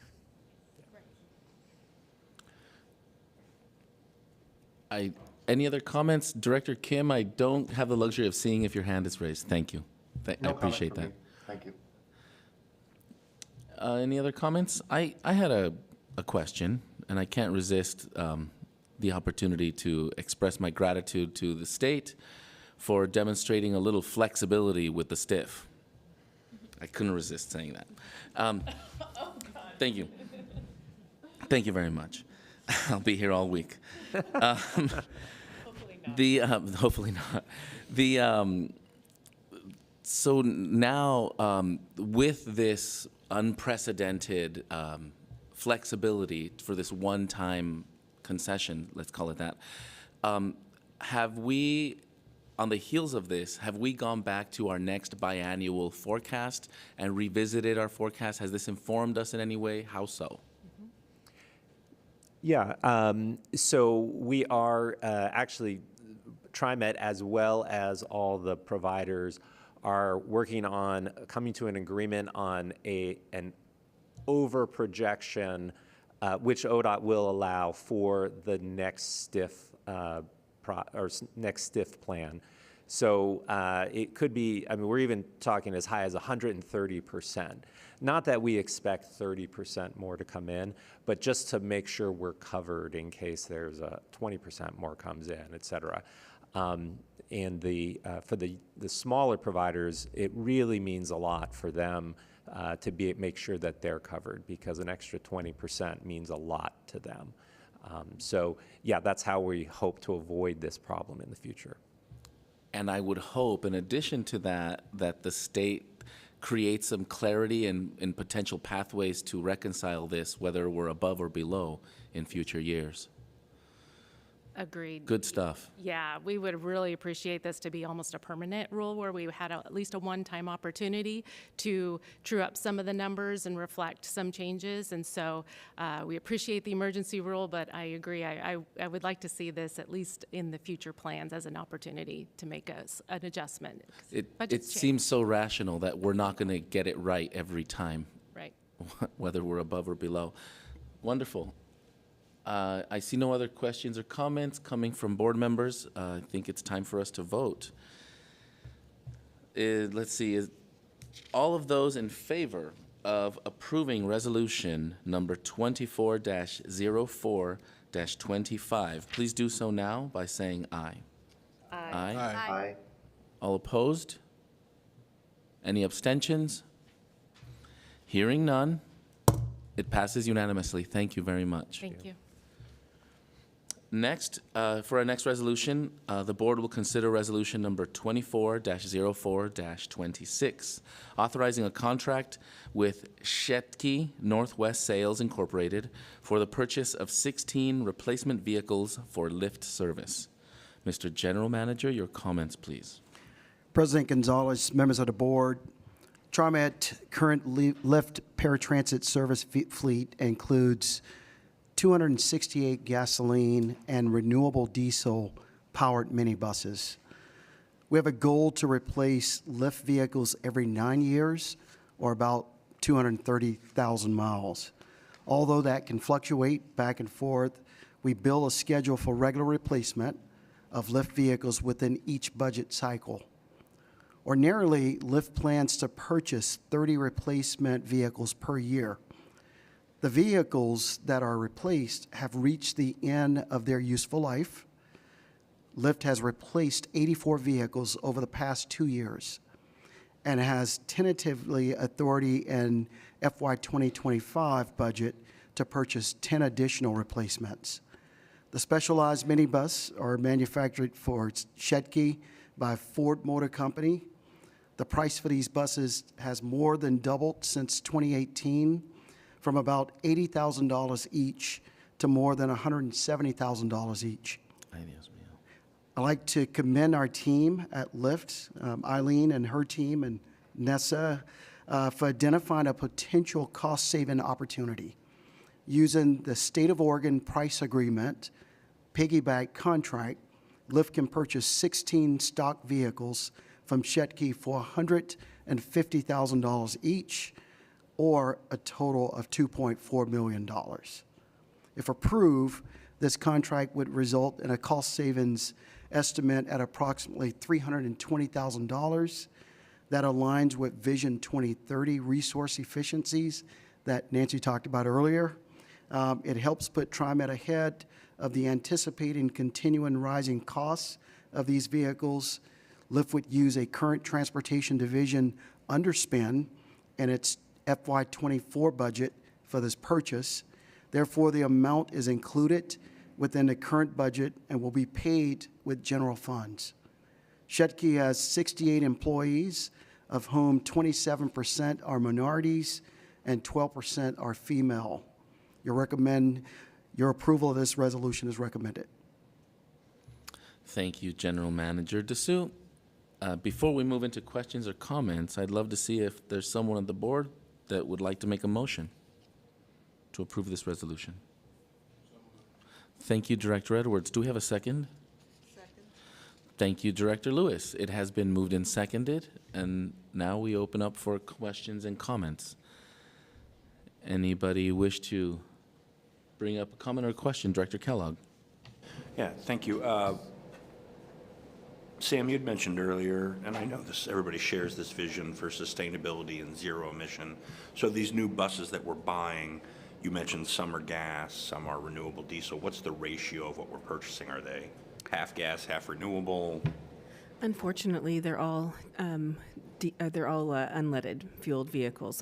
The manufacturers don't make diesel fuel chassis anymore, so these all meet California Air Resource Board very stringent requirements, so they're higher emission standards than even EPA requirements. So we're continuing to push to get the cleanest vehicles we can. We did evaluate an electric alternative at $415,000 per unit that still wouldn't meet our operational needs. They only operate about 125 hours or miles in service, and we drive about 300 miles a day, and we don't have infrastructure at Lyft yet to charge them. So we're continuing to evaluate the best fuel technology that we can get and get the cleanest vehicles we can possibly get. You always anticipate my questions. My next was going to be whether there's an electric or zero emission option, but it sounds like we've looked at that, and at this point it's just cost prohibitive. Yes. Thank you. You're welcome. Thank you, Director Kellogg. Director Way? Thank you. This is exciting because I'm a big fan of the LIFT program and, you know, obviously the communities and the populations that it serves on our system. I am just curious if the purchase of these new vehicles, like if they're going to look and feel any different on the kind of the user end experience, or if they're just sort of the same exact type replica. And the reason I'm asking that question is I hope that we can have continued engagement with the CAT committee and again, just, other writers with disabilities, so that if there's feedback that we're getting from them about these new vehicles, how they're moving around in that space, I think that would be really important. So that's sort of a question and a comment. And then also second to that, just training our operators, right? Our lift operators around these new vehicles. So just how would that work? Because, safety, on-time performance, all of that, I know have been some concerns that have been lifted before, not pun intended, but lifted before in the past. It's a great question, and thank you for asking. We're fortunate that we are one of Schettke's largest customers, and so they build their spec models, their stock models, to our specifications. So with there is a $20,000 difference from what we typically pay for a vehicle. We have added power inverters on our vehicles so that our customers can charge power mobility devices and cell phones and other technology that needs to be recharged. These vehicles will not come with that. That is above and beyond what many other providers are doing. That's always something that we could add aftermarket if we decide that it's a critical element. Our riders are really enjoying having that as a tool for them. The other difference is that we have installed Telma brake retarders on the new vehicles, which offers assistance in braking and has lower wear on brake pads. These vehicles, it's about $15,000 per vehicle. The stock vehicles don't have that. Penske carries our maintenance contracts, so they're responsible for the parts replacement. So while it doesn't impact TriMet on this Penske contract, it's something that we would want to make sure that we have in future replacements. It's a safety measure, and it helps wear and tear on the vehicles. So those things and a couple of other small elements. Everything else, it'll have more seating capacity, more flexibility for mobility devices. Our operators will get fully trained on it, and the CAT committee has reviewed these vehicles, and they're in support of them. Thank you. I check in with Director Kim. You're good so far? Thank you. I have a question. Does this set us back on our decarbonization strategy?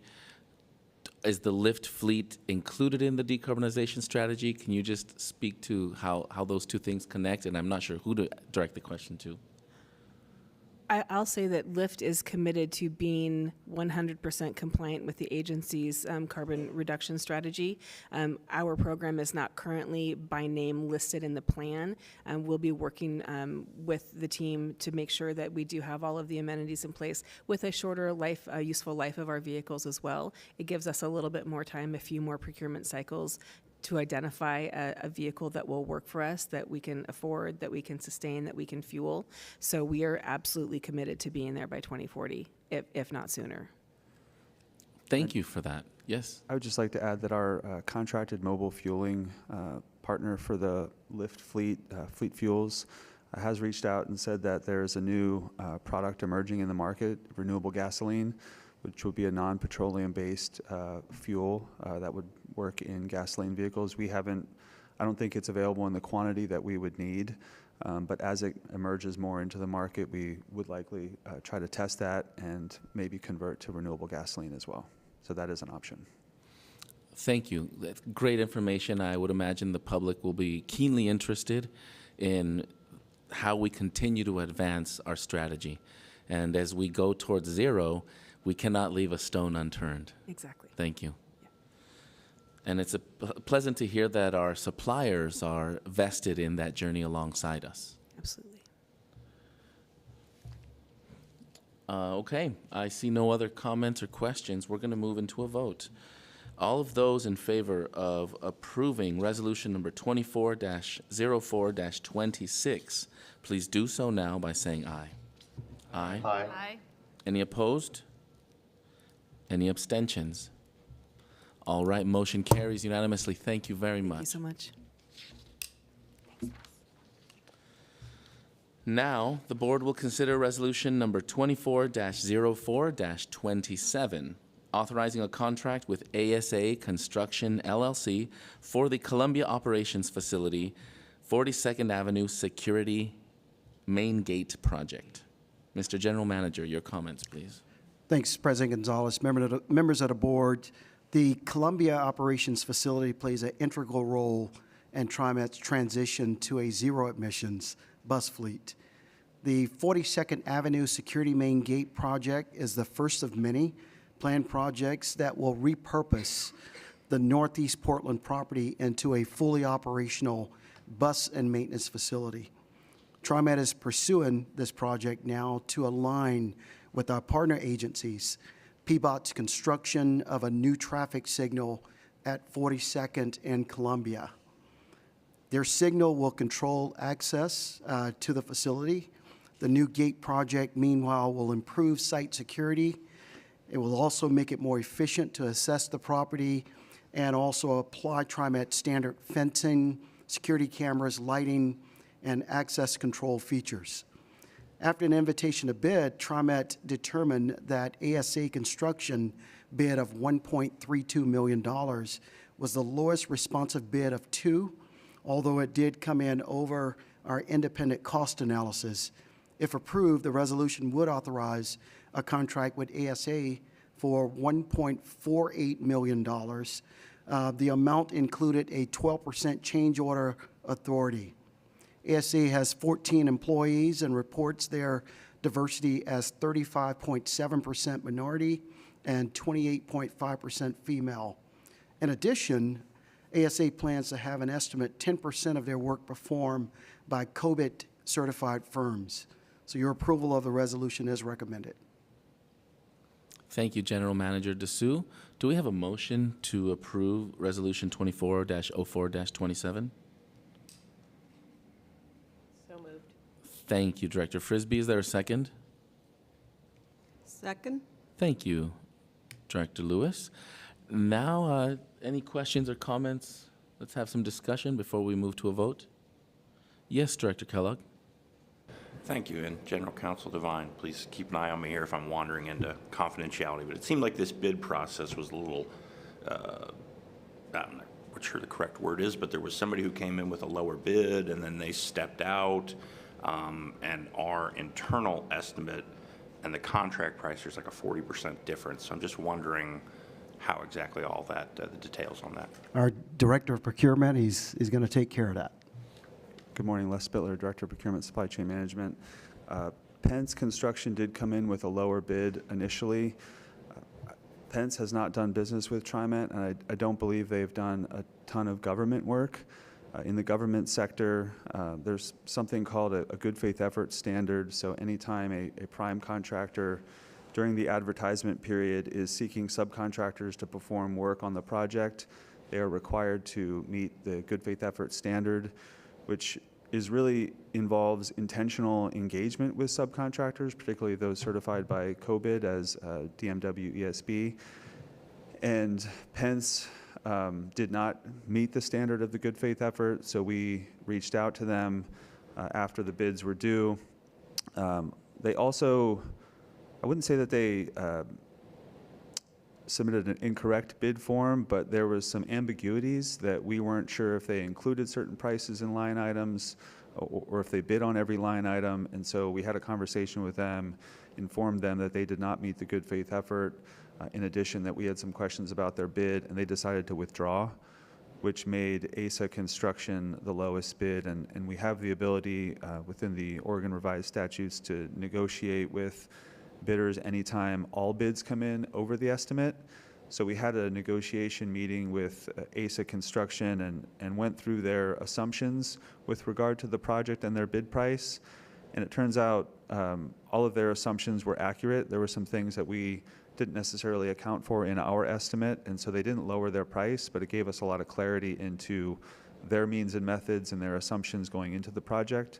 So we decided to accept their bid price as the lowest responsive and responsible bid. Okay, thank you for the additional detail. Thank you. Follow-up question with regards to our conversations with the bidder that withdrew their bid. As I understand, it's a supplier that we're not doing business with currently. I'm curious if there was engagement preceding their bid. So was there sort of a, I'm interested in doing business with TriMet kind of conversation? And I'm curious, on the heels of this process, if there's any sign of continued interest in potentially being a supplier to TriMet. I believe they have met with some members of Sean's team in the engineering and construction division. They did express interest in doing business with TriMet. As a public sector entity, everything has to go through our competitive process. I will also say that we have scheduled a meeting with Pence to go through the good faith effort and what we expect. So hopefully they continue to be interested in TriMet work, and the next time they bid on a job, if they're the low bidder, they'll hopefully be able to meet the good faith effort standard and get their first TriMet contract. Thank you for that. This is a great, I think, a great example of how we show up in the marketplace, and I'll venture to say something that differentiates TriMet as a purchasing agency in the public sector in our region. We are a little bit of an odd duck in how we apply our inclusion policies in the local marketplace. I've heard critique about the fact that we don't have what we call hard requirements in place. But this is an example of how, even without hard requirements, having clear values and applying them to decisions can actually have a meaningful impact on the outcomes. I've always been a proud proponent of how we apply our DBE rules, and the outcomes show for themselves. And I think it's a testament to our commitment to inclusion when we are actually putting our money where our mouth is and really applying these values, even in these instances where we have a bidder coming in at a price that meets our expectations. So kudos to the team for really maintaining that standard in the marketplace. And for those out there in the market, I know that there's vendors out there that are TriMet curious, that would love to work with us. We are not only open for business, but leaning into these expectations of project delivery are something that will not only position you well for business with TriMet, they really are becoming part and parcel of how you are expected to perform anywhere you go, whether it's public or private. So I encourage Pence and any future bidders out there to continue to lean into what inclusion can do for your win strategies and for your value proposition on projects. We no longer just build stuff. We have to actually show how we improve the community while we're doing it. Thank you so much for this process. Now I'll get off my high horse. Any other questions or comments from the board? Director Kim checking in. Okay. We are going to move into a vote now. For all of those that are authorizing the approval of Resolution 24-04-27, please do so now by saying aye. Aye. Aye. All opposed? Any abstentions? Hearing none, motion carries unanimously. Thank you so much. All right, now at this time, I'd like to briefly pause on the regular business meeting so that the board may convene as the TriMet Contract Review Board, TCRB, to consider the next 3 resolutions. I believe this might be the 3rd meeting in a row where we convene the TCRB. That's a very busy board these days. Thank you to our purchasing division. Oregon public contracting law and our TCRB rules allow the board, in its role as the TCRB, to exempt contracts from the low bid solicitation process to allow for best value contract procurements. Authorizing the exemption will allow the agency to consider factors in addition to price in awarding the contract. So we're officially TCRB.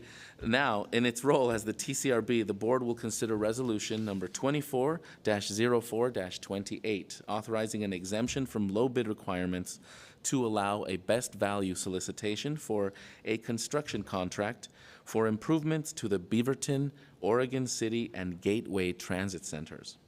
Mr. General Manager, your comments, please. Thanks, President Gonzalez. Members of the board, In 2022, TriMet received several federal grants for the improvement of Beaverton, Oregon City, and Gateway Transit Centers. Those funds will match with STIF funds, and the combined amount will be used to make improvements to 3 transit centers. Proposed improvements included adding bus layover spaces, new and enhanced operator facilities, additional areas for bus stops, realigned curbing and sidewalks, and improvements for more efficient bus pull-ins and pull-outs. So at Beaverton Transit Center, work will include the addition of 2 fast chargers for our growing electric bus fleet, along with the infrastructure needed to support additional charging units in the future. The resolution before you this morning requests an exemption from low bid requirement that will allow TriMet to use a best value request for proposal solicitation. With the RFP process, TriMet will obtain an experienced contractor who can manage tight timelines and work within a strict budget on this unique 3-part project. Use of the competitive RFP will also allow TriMet to consider each contractor's qualification on the Oregon Certification Office of Business Inclusion and Diversity. The public hearing on TriMet's draft findings was held on April 9th, 2024. There was 1 attendee, but no comments on the findings. The cost of the project is included in the FY 2024 engineering and construction budget, and I recommend your approval of the resolution. Thank you, General Manager Dessou. Is there a motion to approve Resolution 24-04-28? So moved. Thank you, Director Way. Is there a second? Second. Thank you, Director Frisbee. It has been moved and seconded. Does anyone wish to make comments or bring up questions about this resolution before we vote? I have a question. So is the intent for this solicitation to award one contract for the 3 sites? Or is this going to break out into individual contracts for the 3 different transit centers? One CMGC contractor for all 3 sites. Okay. Thank you. Just wanted to clarify that. It was a pretty straightforward question. Anybody else?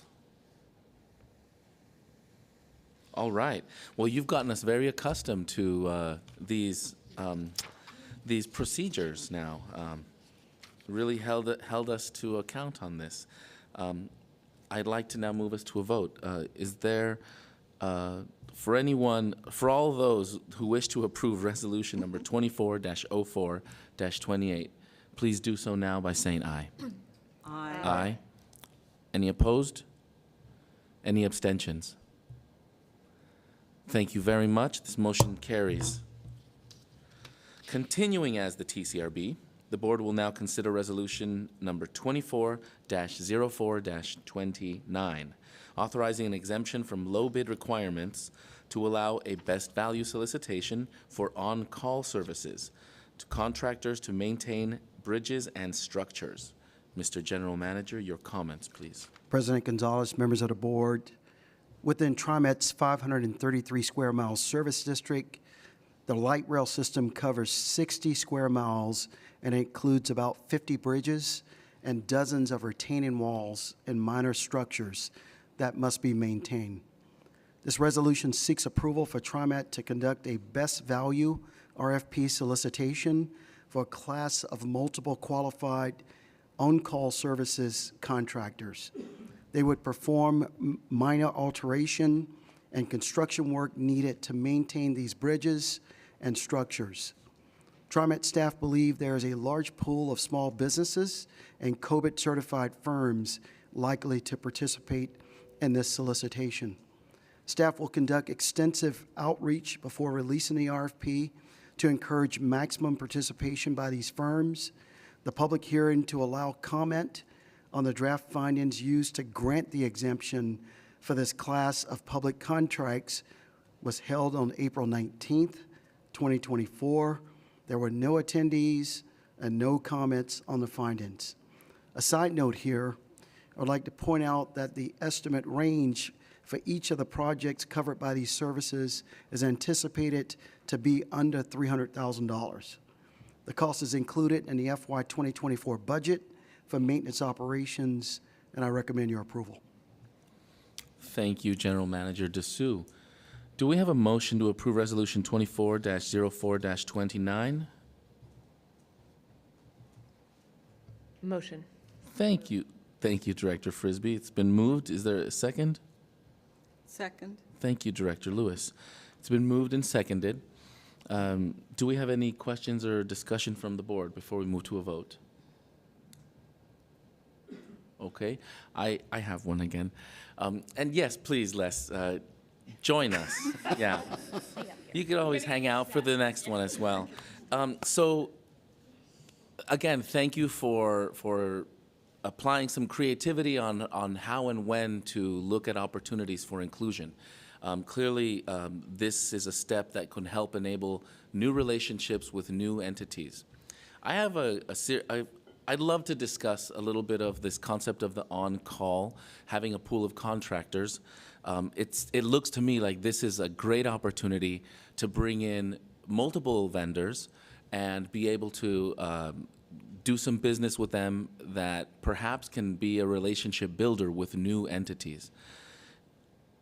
I've also heard on-call contracting can be a little bit uncertain for the pool of contractors that end up going through the process and getting into that pool. Do you have any sense, can you please speak a little bit on any outreach that you might have done to bring new contractors in through this particular service model? And can you speak to what you are saying to contractors that would be in this on-call pool as far as contracts they can expect to receive, or what the task order or contracting process will be once they're in the pool? Sure. Thank you for the question. We don't have a ton of experience with on-call construction contracts like this. We do have one where we've used Advanced Tribal and Just Bucket.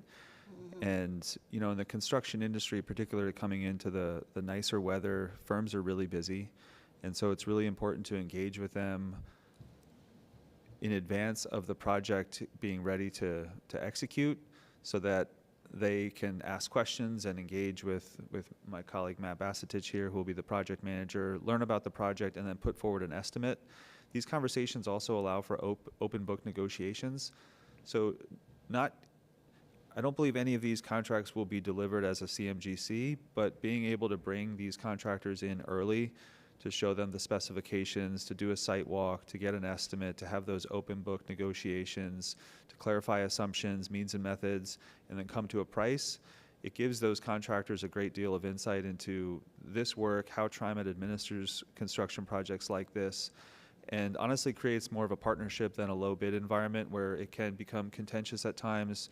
There's change orders that can come up that, you know, either party may disagree with. And so I think this really sets forward a partnership. And, you know, we would look at funding as well as needs throughout the system to project projects. And we would engage the pool of contractors appropriately so that we have people on deck. And that as a contract is being executed, there's one in the planning stages. And so that these contractors know what to expect. They can reserve their workforce. They can allocate their time appropriately so that they're not competing these projects with other projects that they may be pursuing as a prime or a subcontractor. Music to my ears. I'm putting my small business hat on for a second, and just acknowledging that it's vital for our supplier community in these on-call contracts to be approached with some level of awareness for the uncertainty factor that on-call contracts generally present, and to the extent possible and allowed within procurement law, I see it as a vital message to those suppliers that as you're engaging and encouraging them to bid and enter this potential pool, that you could afford those that enter the pool some level of guarantee that there will be business that will come out of this so that nobody in our pool is never called out of that, out of that potential pipeline of work, and to the greatest extent possible and allowed by procurement law, that we are able to use those first negotiations, the first task order or purchase order with a new supplier as that learning opportunity, so that assumptions are not only visited for that one task, but revisited before they come back and are asked to do the same thing on 3 other jobs. Working with them in partnership, looking at their backlog, when in their scheduling something can work, and making sure that they know they have a resource, so that the idea here is they come out of this on-call process in a more resilient place, as stronger as a business, and more versed in how to succeed with TriMet. To me, that's the win strategy for these procurement systems.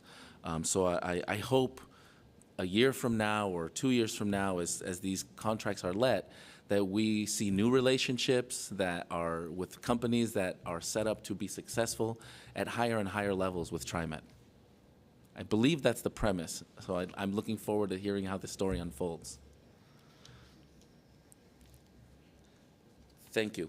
All right, with that, I'd like to look around and see if there's any comments, questions before we move to a vote. Thanks for hearing me out. All right, all of those in favor of approving Resolution 24-04-29, please do so now by saying aye. Aye. Aye. Any opposed? Any Thank you, Director Kim. We got that aye. Any opposed? Any abstentions? All right, motion carries. Thank you very much. And with that, I'd like to take a 5-minute break so that we can reconstitute and come back together for the final, again, still as TCRB, for the final TCRB resolution. So we'll be back in 5 minutes, 12:07. See you in a bit. Oh, Sam had the best. Expertise that you're providing around this whole low bid exemption procurement process, because it seems to me like we're kind of being super creative, right, with our approach on how do we think about DBP firms and COVID and really kind of getting them to partner with us. Thanks. And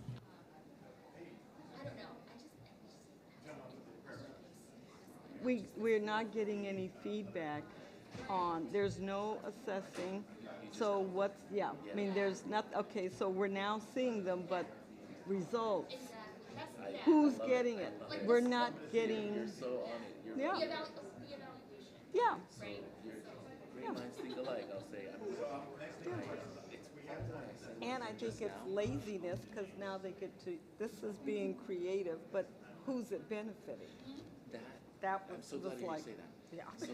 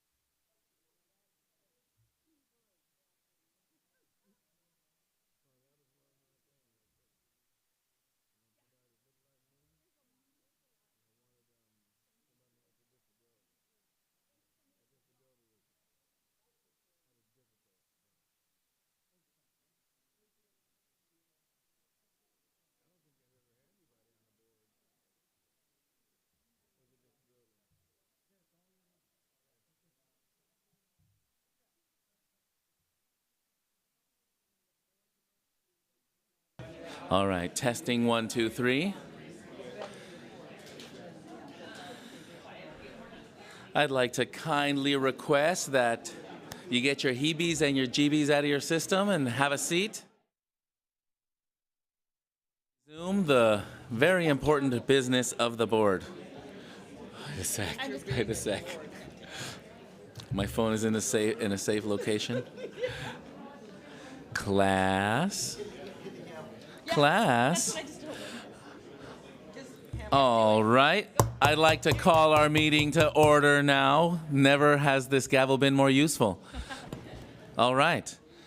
We have quite a bit of business ahead of us, and so I'd like to proceed with the order of the day. Now it is time for us to review resolution number 24-04-30. Before we... Oh, yes, General Manager, your comments, please.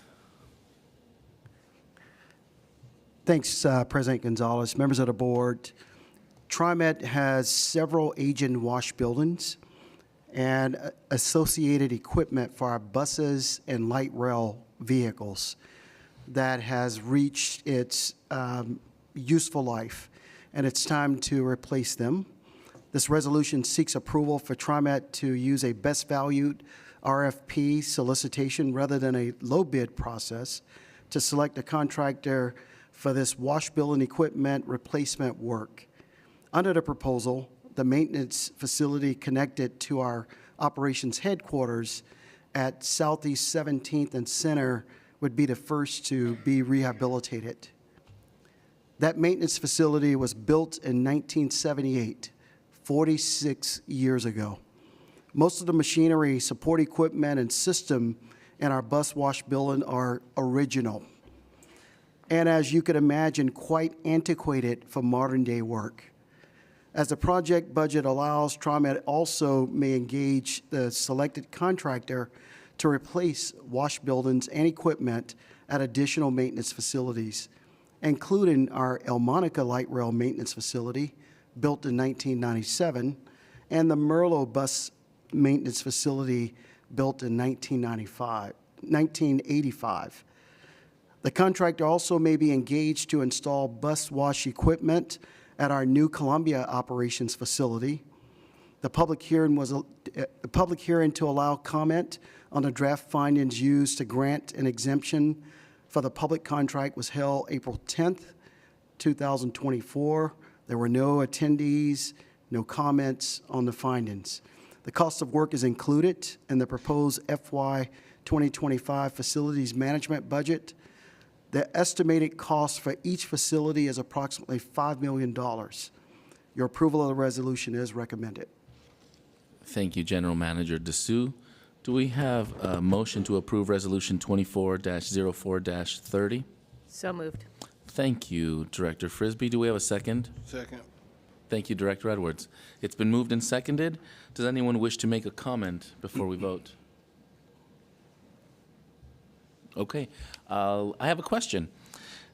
For this particular, it looks like another batch of contracts, how many facilities are we projecting that will fall under this procurement method? I believe it's Center, Merlo, Elmo, and potentially the Columbia Operations Facility. And would that be one contract per site? Yeah. Is the intent to issue one contract for all of the sites, or is this for per site contract? No, it would be one contract for all of the sites for consistency in the design and the system itself, and consistency in the construction, any construction that's related to installing the vehicle wash systems at those facilities. Thank you. Being something that we don't purchase very often, do you foresee this to be a highly competitive purchase cycle? Will it require significant outreach to get respondents? Yeah, it's a unique market. There are companies that will design, furnish, and install these vehicle wash systems. There's not that many of them, and they're specific to the transit and school bus industries.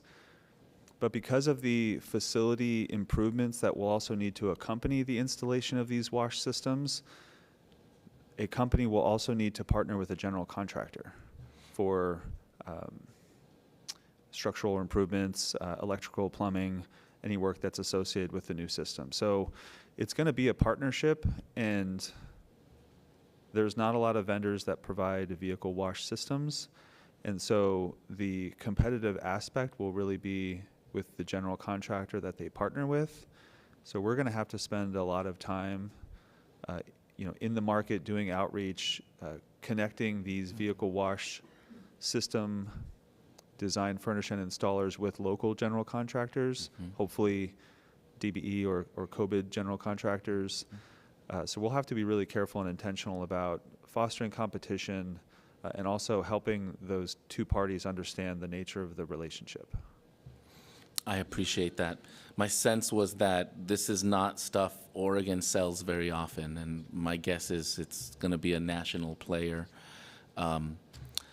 Well, it'll be exciting to see how the market responds. I appreciate that. Any comments or questions? All right. Well, on the heels of this being the third resolution around TCRB, I want to simply acknowledge the TCRB activity that we're all getting a little more used to on our side is a testament to your creative approach and the focus on the inclusion aspects. And best value is something I really appreciate. At some point, it would be great for us to start hearing how these procurement methods are resulting. So don't be surprised if in a future meeting or in an education session, we're having a look back to really see what's working and perhaps what we're learning from these creative approaches to inclusion. So that's a heads up. All right, anything from the board? All right, with that, I'd like to move us into a vote for all of those in favor of approving Resolution 24-04-30. Please do so now by saying aye. Aye. Aye. All opposed? Any abstentions? All right, motion carries. Thank you very much. Now with that, I will adjourn the TCRB and reconvene the TriMet Board of Directors meeting for the balance of today's agenda. Now, as board meeting, those are all the resolutions we have for today. Now we're going to move into a series of ordinances. We have 2 ordinances on our agenda for today. We will begin with ordinance number 377 before we move to ordinance 378. Let's see here. And this brings us to the second reading for ordinance 377. We will be considering this ordinance, which is proposing annual service changes for implementation in the coming fiscal year. We had a public hearing on ordinance number 377 during the March meeting, as you may recall, and we will have the second reading of the ordinance and the vote today. Earlier today, the board passed the resolution to read all ordinances by title only, so I will now ask our General Counsel, Shelley Devine, to read ordinance number 377 by title only. Thank you, Mr. Board President. Ordinance number 377 of the Tri-County Metropolitan Transportation District of Oregon, adopting FY 2025 service changes and revising route designations. This is the second reading. Thank you, General Counsel Devine. Now, before we proceed with the vote, Mr. General Manager, do you have any comments about the ordinance? Thanks, President Gonzalez, members of the board. The proposed service changes that are before you for FY 2025 put TriMet in our region at the precipice of transformation. The proposals are bold, and they are grounded in our relentless commitment to provide transit services that are safe, convenient, reliable, and as fast and efficient as possible. TriMet conducted extensive public outreach about our service plans with many avenues for feedback. We held 2 public outreach processes, one in late 2023 to share our initial proposals, and a second earlier this year to share revisions based on public input, additions and revised projections for operator staffing. Combined, we gathered some 2,700 comments. Feedback came through online, email, social media, and traditional customer service channels, including phone and text. We also held direct conversations with riders. Our open house events, which included 8 options for non-English translations depending on location, drew more than 200 participants, including in the ambitious service package under Ordinance 377 are bus service and system improvements from our Forward Together service concept designed to connect more people, especially those with low and limited incomes, to transit and opportunities beyond. And prioritizing ridership, equitable service, and student access to schools. And then among the changes, it will promote 3 bus lines to frequent service with buses arriving every 15 minutes or more often every day. A 4th bus line that has had frequent service on just a stretch of the line will have it expanded the entire route. Our FY 2025 service plan also provides for the extension of Max Red Line to Hillsborough, the final piece to our major A Better Red Max project improvements and reliability project. And the service plan will help our major initiative to increase our overnight maintenance window on the Max system by expanding our network of Max night buses to run in place of late-night Max trains. While included in our outreach process earlier this year, we also conducted an in-person outreach on late-night trains. We contacted 518 riders over an 8-night period. As we heard many comments at the last board meeting about Line 96 as well, specifically concerns about the added time. With the proposed route change, I've asked Tom Mills to come forward and provide an update with further information about that on the Line 96. Thank you, Sam, and thank you again for having me. Sam did such a great job of summarizing the service changes. I would ask that maybe we skip the first 2 slides, which do the same thing as Sam just did, and go straight to the discussion about Line 96, which garnered the most comments last month. So just to remind ourselves, Line 96 is an express bus line that begins in Wilsonville. It operates as a local service through Tualatin to the Tualatin Park and Ride Bridgeport area, at which point it gets on I-5 and goes, doesn't stop until it gets to downtown Portland, and then it does the reverse in the opposite direction.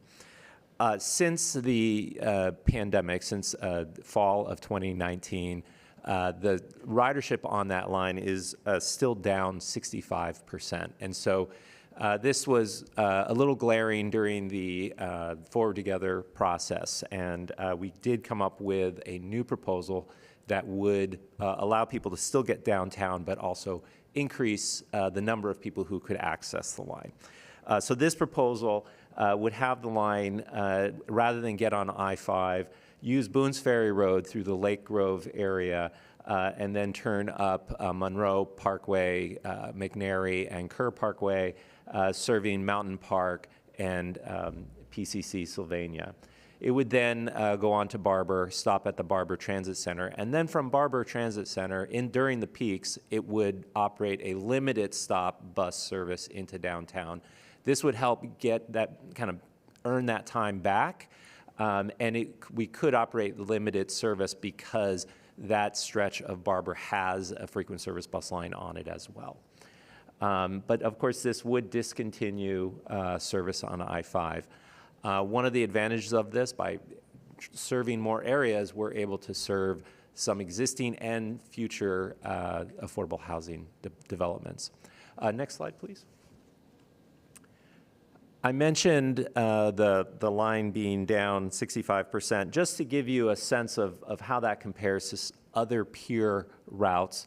The bus system itself is only down 29%. The Line 12 is 73% of 2019. Line 76 has actually surpassed its fall 2019. But that's not to say every line is doing as well. Certainly, the line 78, which is in the same vicinity as line 96, is only at 50%. But still, that is, improving at a faster clip than line 96. Next slide. Oh, and I would say that, if I were to diagnose the issue with line 96 is that it is highly dependent on the rush hour commute to downtown. And with people working from home as much as they are, it's really struggling to get that ridership back. The biggest concern, of course, is the time. How much extra time would it take to do this route? So we actually conducted 2 tests. The first test is what I'm showing here, where we took the route and we realized every segment of this new route is either currently served by another route or a route that we used to have. So you can see on the map, you can see different lines kind of overlapping the blue line, which is the new route. We have here the average run times for the existing route based on the schedule, and they range between 22 minutes and 27 minutes. What we found by kind of constructing a new schedule with these overlapping routes is that the increased amount of time would be 13 minutes. Now, we wanted to ground truth that, so we went out with a bus and we ran it in the rush hour, both in the AM going northbound and the PM going southbound, kind of the peak directions. And they weren't quite as fast as that 13 minutes. In the northbound, getting into downtown in the morning, it was 15 minutes longer. In the southbound, coming out of downtown in the afternoon, it was 18 minutes longer.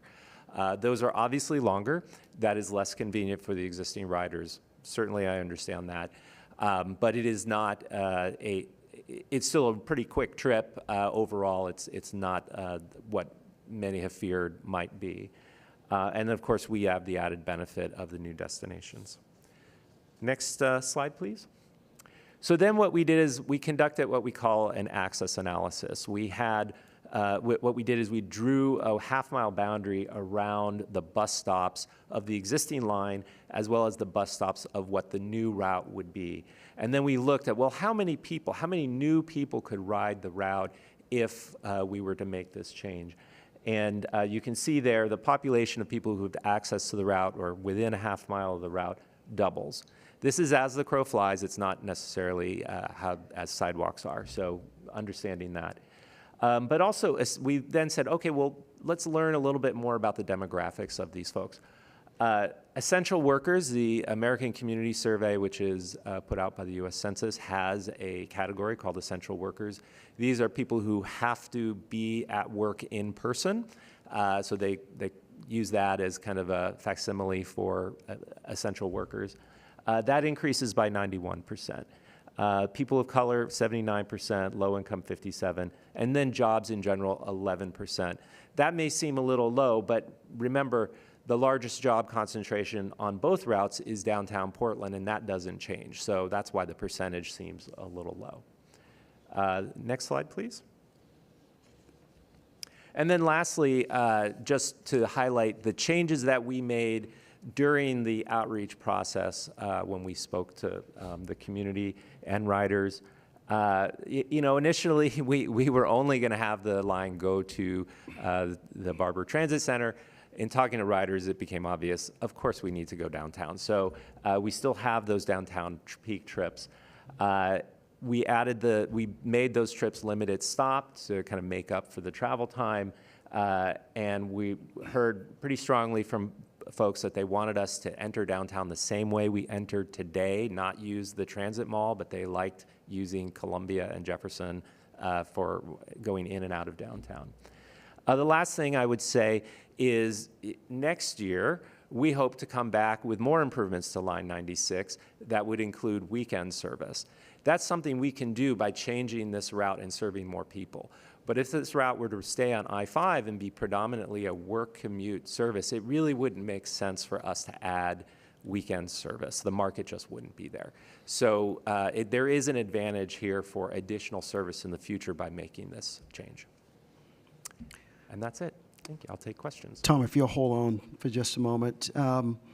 Wanted to just continue that Ordinance 377 is supported by Title VI report that shows no disparate impact or disproportionate burden on racial minorities and/or low-income populations as a result of the service changes. And I do recommend your approval. Thank you, General Manager Dessou. Before we go into questions and comments, oh, wait, we go into a roll call. So for this one, we're going to go right into questions and comments, beginning with Director Frisbee. Thank you, President Gonzalez. Thank you, Tom. Really appreciated that discussion and the overview. And thank you to everyone who has worked on this project, which is at least 3/4 of the agency from what I can tell. So thank you for your time. I'm going to take a step back, actually, and not focus on line 96, although I really appreciated that discussion. And as someone who used the 37 a lot as a teenager, I can tell you weekend service would be super great. I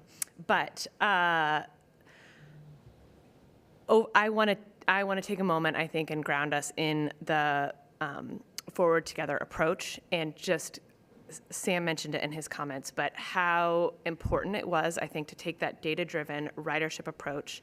And as you said in a conversation, Tom, that has stuck with me, also looking and focusing on low-income riders and essential workers who are the riders of today, right? If we put a stop out, they will be on that bus tomorrow. And thinking about how we serve them well and help them move around our community well is so important. So I want to emphasize how valuable I think this process has been.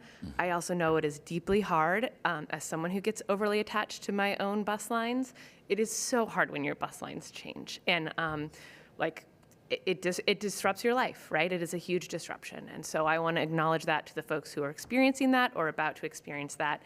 And I think none of us undertake that lightly. We are not, disregarding anyone's experience, but we are thinking about how this as a public service serves the most people. So I would just want to ground us in that. I am really looking forward to this work. I also want to comment, I made notes. So having said that, I also wanted to make a brief note as I was rereading the engagement piece around Forward Together, how cool it was to see the partnerships that we did with community orgs and the open house numbers at those events. Those are sort of like 2 or 3 times our own open house numbers, and I just wanted to applaud the engagement team for meeting people where they are and encourage us to do more events that are literally in the community and where we are meeting folks where they're at. So that was really cool. The last thing that I wanted to say is I have heard from folks in my district a few folks concerns about the line 17 and the changes on line 17. I know that is hard. I know we also have made those changes looking at affordable housing units that are coming on that line and wanting to make sure we serve those folks.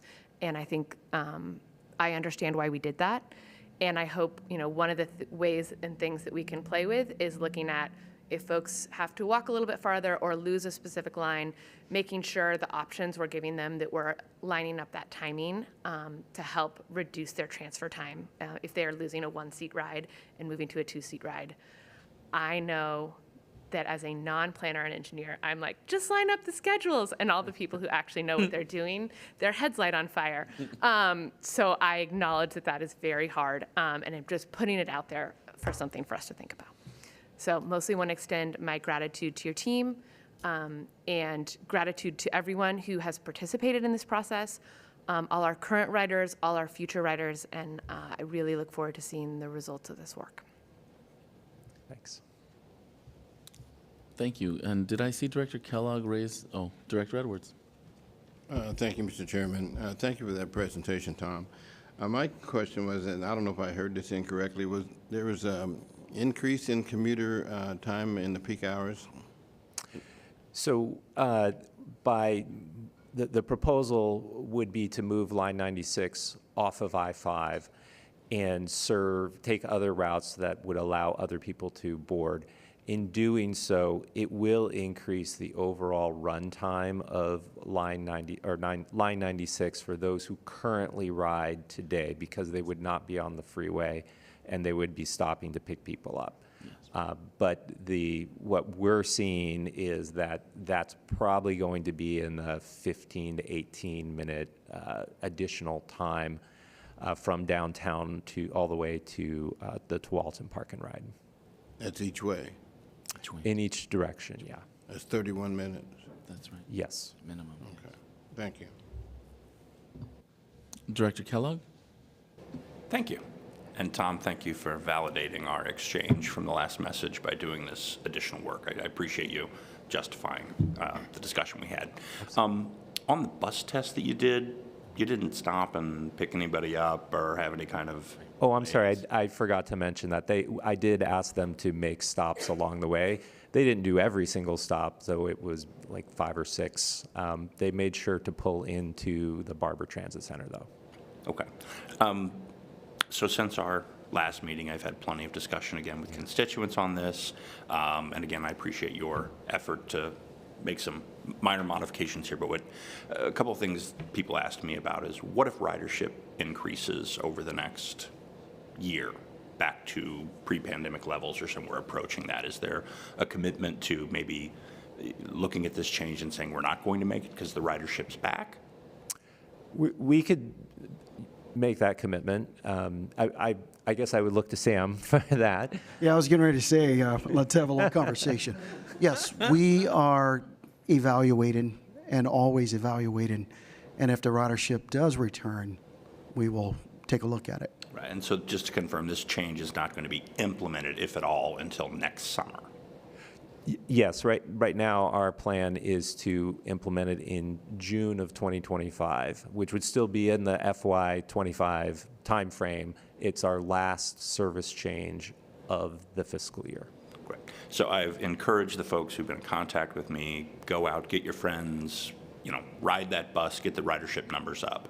And also I wanted to add, and I don't know if you put this into your analysis with the numbers, there's the Planbeck Gardens affordable housing coming in online, maybe not the next year, but somewhere around there, that's going to bring, a significant addition to the population of essential workers and others who will hopefully be using that bus line. So just a commitment to monitor the progress on this, and I'll work directly with you on that if that's okay, so we can keep our ear to the ground here. Absolutely, and I really want to highlight that weekend service and Planbeck Gardens. I think that it'll be very appreciated by that community to have weekend service that we could, we hope to put into place in the next fiscal year, FY26. Okay. Again, thank you very much. You're welcome. All right. I have some basic questions, and this may be true for more than one line, but I think we could use line 96, line 17 was brought up today, and I think either one can serve as a case study for understanding the trade-offs that we're making here. First of all, thanks for a batch of changes and a process that was informed by the public. It's good to know that we not only engaged with the public to share information, but it sounds like we listened to them and made some planning decisions based on what we heard. So, kudos for that process. And I know it's difficult in a batch like this to make 50 different changes and have all 50 be things people love or everyone loves. So I will understand, I put that lens on as I'm hearing feedback. Let's talk about changes in frequency and service hours for some of these, because like line 96 is an example. It looks to me, unless I misunderstand, that the proposed change for that line is not only a route change, but you're also going to be changing. Is it an increase to frequency? Is it an increase to service hours on that line? It would, so in the morning commute, it would be run 2 trips an hour trying to remember, I think it's until I think like 5 a.m. to 10 a.m. 5 to 10 a.m. Okay, yeah, you have it there. I have it here. And then I think 2 2 to 7 to 7 You've p.m. been living this, yes. There we go. Good test.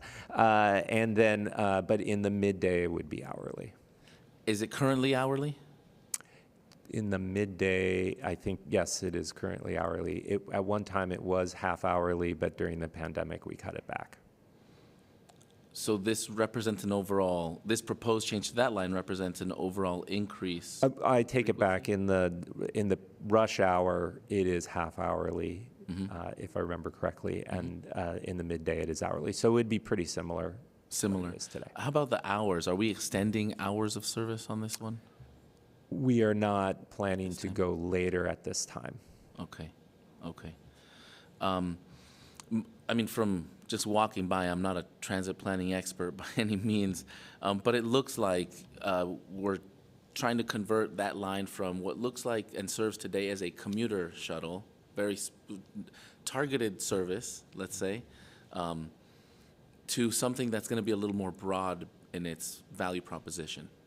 Yes. Not just a commuter shuttle. Well, I think to Director Kellogg's comments, it's important to not turn our backs on existing riders, even though that line is not keeping up with the rebound of other lines. I understand the unique vulnerability of a line that was used as a commuter shuttle at times when we're working from home more. So there's interdependence here with some of this. And I also know, as we've learned from this, we're no longer a hub and spoke kind of model. People are not just using it to get into downtown in the day and then leave at night. I know that we're sort of multi-directional now. Multinodal, I think, is what the consulting term is.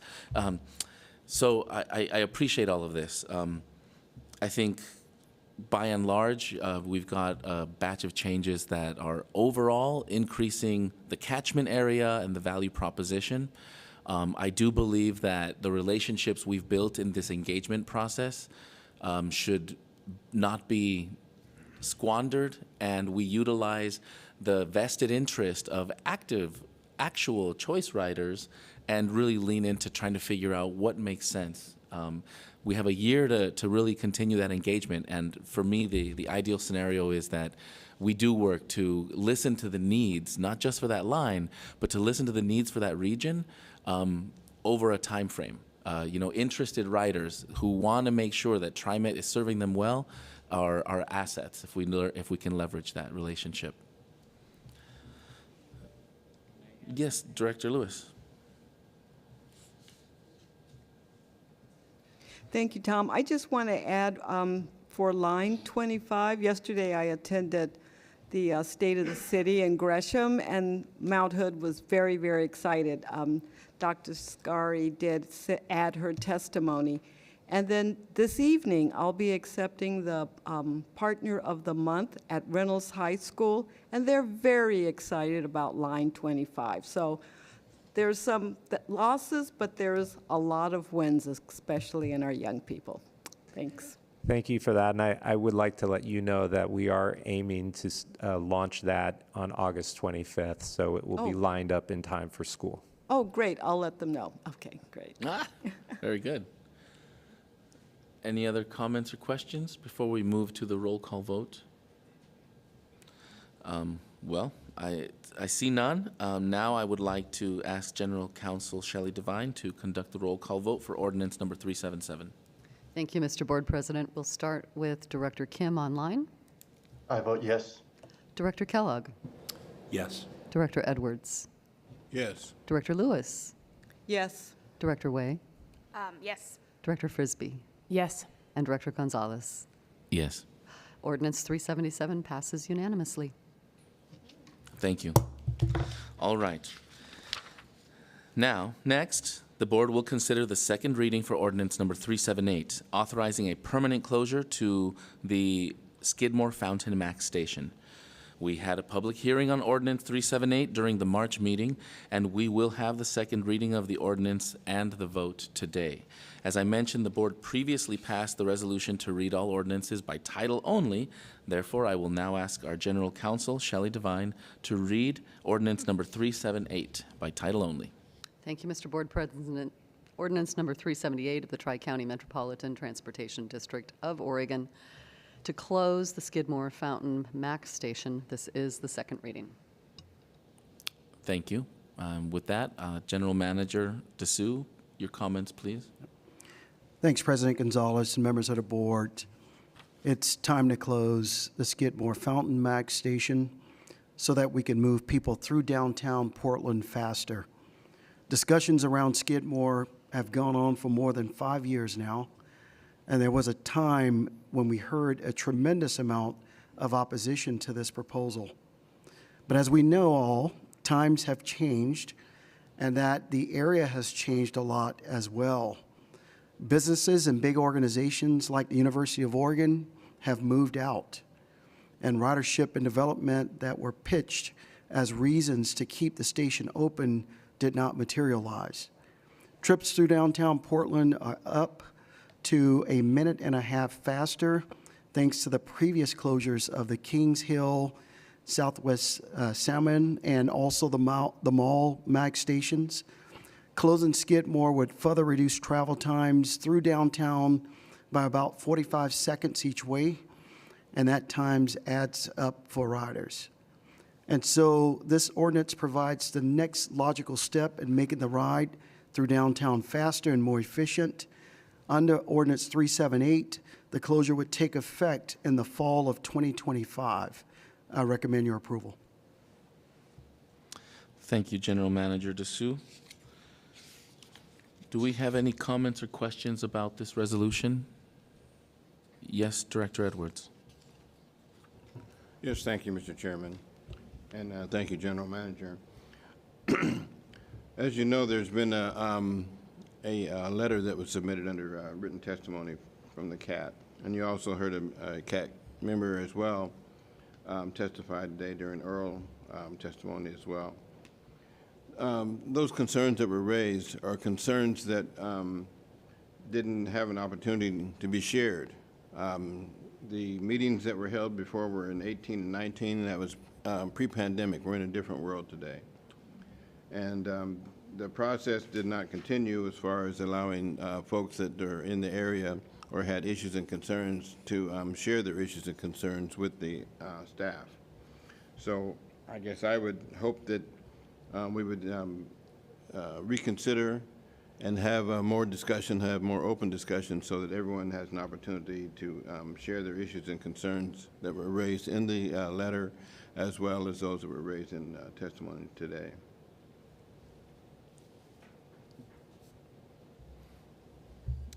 All right. Any other comments or questions? I've got some. Director Kellogg? Yeah, in light of his comments, I'm interested, is there time to sort of regroup with the public and take a new round of comments as opposed to the timeline to close the station? Is there an immediate need to, other than the approval and travel time? I know we had talked about construction and some other things. How's that timetable all line up? I'll ask JC to come up, but I want to preface that we're working with PBOT currently. The bridge will be closed. The station will be closed as well, regardless of the circumstances, because they're going to rebuild that bridge completely. So the reason we're bringing it forward is just to get ready so that we can go ahead and close it. We're not closing it until the fall of next year, along with PBOT as we move forward. Good morning. I think what I would love to do is have Jennifer Kuzer, who is our Director of Community Engagement, go over a little bit on a higher level of all of the community engagement we actually did around this closure. Now, the original, Director Edwards, what you had made mention to, the original outreach we did was a few years ago, but we did refresh that, and I'll have Jennifer go over all that we did. Thanks, JC. Good morning, or good afternoon, directors.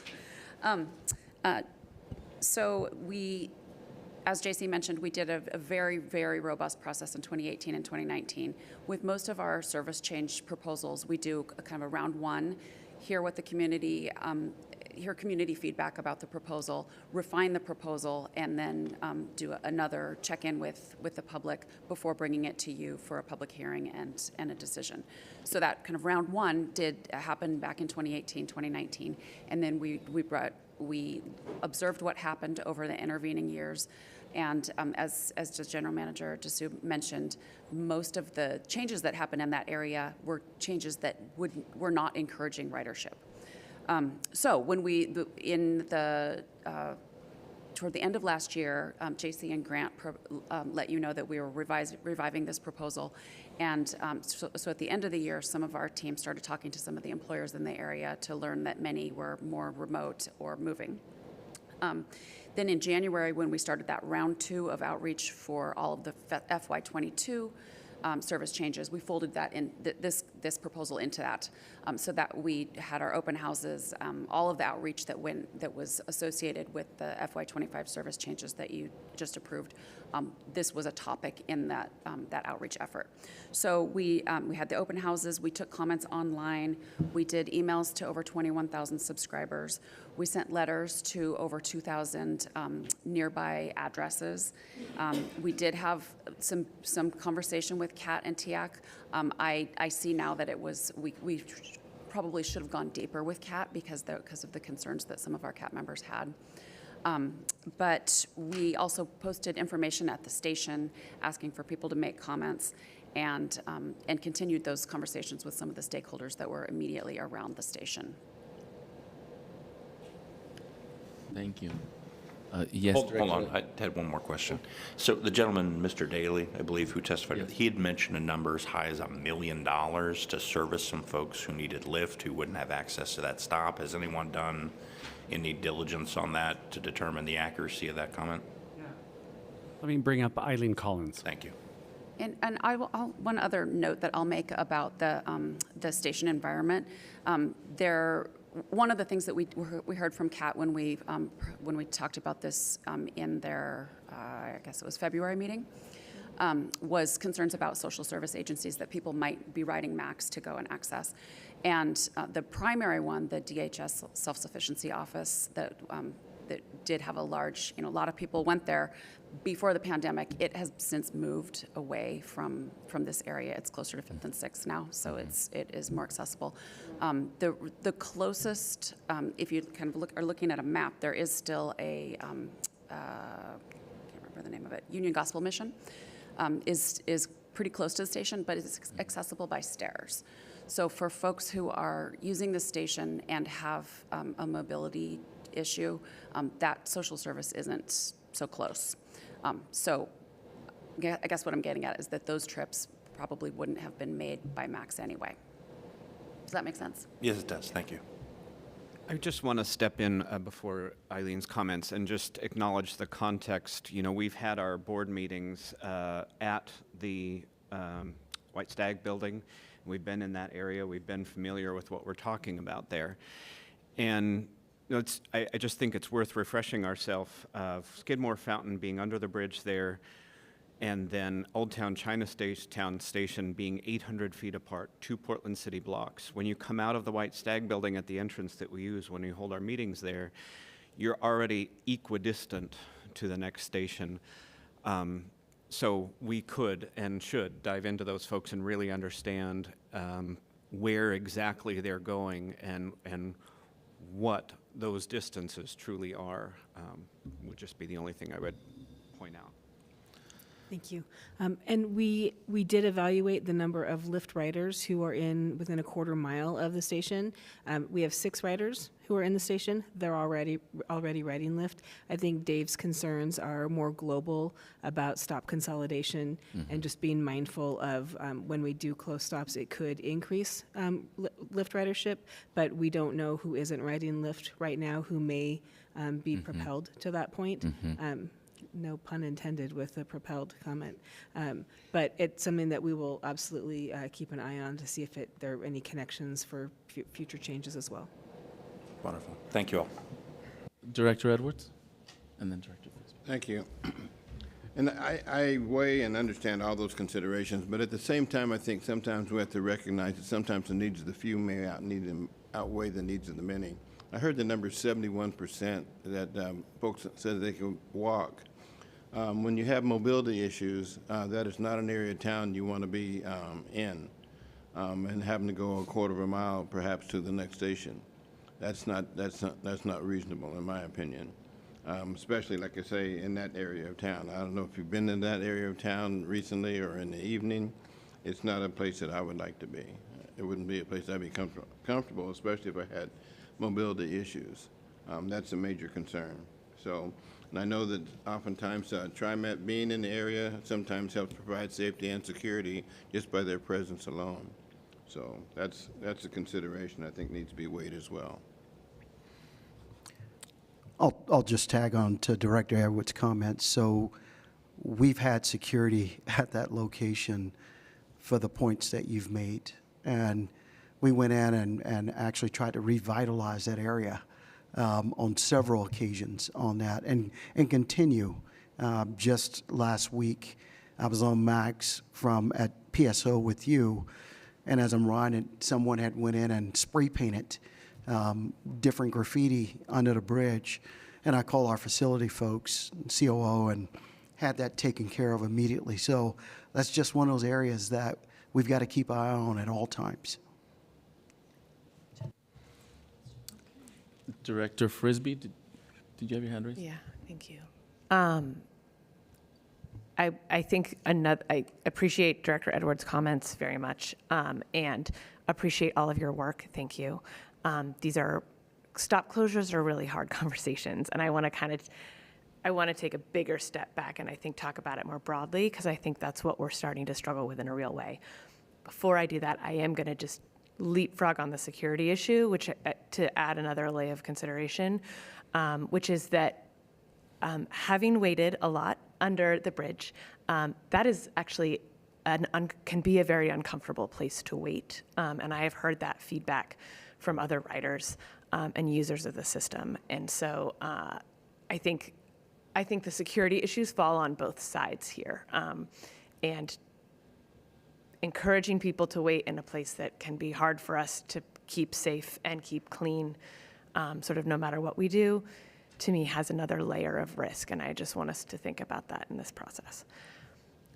Bigger picture, stepping back and thinking about stop closures, it's always going to be a hard trade-off, right? It's the same kind of discussion we just had with Forward Together. It is really hard to give up what we have, and it is really hard to think about how you balance the needs of the few versus the needs of the many, and when do we center specific sets of needs, and how do we meet the needs of the folks who are being impacted? And I think we are going to be seeing that a lot more in our FX discussions.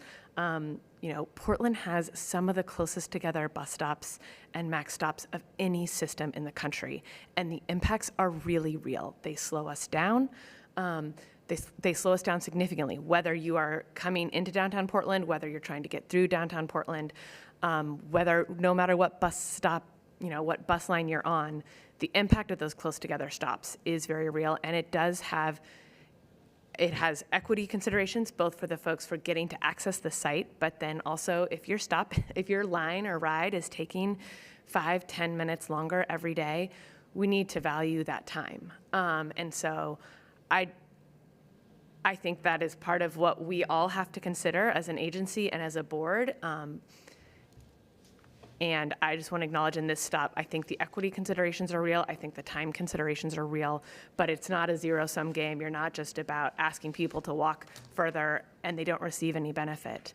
There are benefits. The time savings seem small, but they're actually quite significant, and particularly when you look at the system as a whole. So I just, big picture, want us to keep that in mind. Jennifer, I think, wanted to make a comment. Oh, yeah, I'm not sure if we addressed the question about the construction associated with the Burnside Bridge. We don't have the details yet. They've just gotten their contractor on board, but we are of the understanding that the construction could require up to 5 years of closure beginning in early 2026. So that's why we proposed this at this time, so that there's enough time for our teams to do the legwork to get all of the amenities out of the way, the planning to do that, and then get the amenities out of the way before that construction starts. So that environment is going to be very different during Burnside Bridge construction, and even now, the kinds of destinations that people have access to in that area are pretty limited. There's just not a lot going on there, and it's going to become more so as that construction gets underway. Just add to that, that also presents an opportunity. The bridge impacts of construction will require rebuilding a lot of that infrastructure. And so these conversations with CAT about movement around the area can be informative to the bridge construction process, and we can design the facilities that remain post-construction to be more accessible. So I would look to leverage those conversations to. I also just want to appreciate, Tyler, your comments, because with Line 96, we're actually talking about the opposite side of the same coin, right? 96 goes 9 miles between stops, and Max goes 800 feet between stops in this situation. We are constantly trying to strike that right balance, and so it is a tough choice. I appreciate your comments that you're able to see that forest for the trees, so thank you. Oh, boy, you called it on that one, Grant. I was just thinking, you know, on one side we're being asked to make stops farther apart to keep service in place, and another we're being asked to keep stops very close together to keep service in place, and that's why this work is hard. I'm looking at my left and right because I don't want to overstep comments. I'm looking to you, Director Kim. Okay, you know, I want to acknowledge I was here in 1819. I was not board president, but I was here. Not my age, 2018, 2019, the years. Tell us about your skincare regime. I aged quickly. They were rough years. I was here in those years. I was here for that outreach, and this does sit in this stop is in my district, and I only say that to acknowledge that I got a lot of letters and a lot of interest from the public who was very much passionate about making sure their voice was heard in that conversation in 2018, 2019. This time around, I understand that at that time, we said we're going to close it temporarily while we assess, while we evaluate, while we understand things better. And I know that we were due years ago to actually bring this decision back to the board. Life happened, a pandemic shifted our priorities for very good reasons, and here we are today revisiting the conversation. I'd like to point out from my perspective, you know, I put my opinions aside about what I think should be done with the station. I really try to listen to what's in the best interests of the broader picture and the constituents within the area. From what I'm seeing so far, I do, while I appreciate today's testimony acknowledging that it's more expensive to have a lift ride versus a ride on the general system, I want to point out we wouldn't get very far if we were trying to save our way into serving the public. I understand that Lyft is a more expensive model. It's an essential element if we're trying to serve the public at large. So that's something that I'm glad we have the right lens when it comes to putting money forward when it means serving the public that needs it most. This is not a money-saving strategy. I also acknowledge the point of time. While yes, it does address broader issues to reduce the time in the commute, that's, to me, it's not the most compelling argument for this particular move. What I do see that I want to make sure to underscore here is our relationship with CAT. This is a very important one. We rely on that committee of self-appointed volunteers to step forward, give us their time, their expertise, their hard-earned lived experience to be able to help us do better.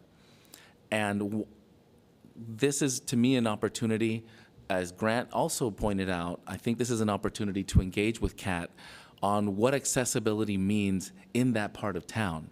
TriMet is a vested partner with or without that stop.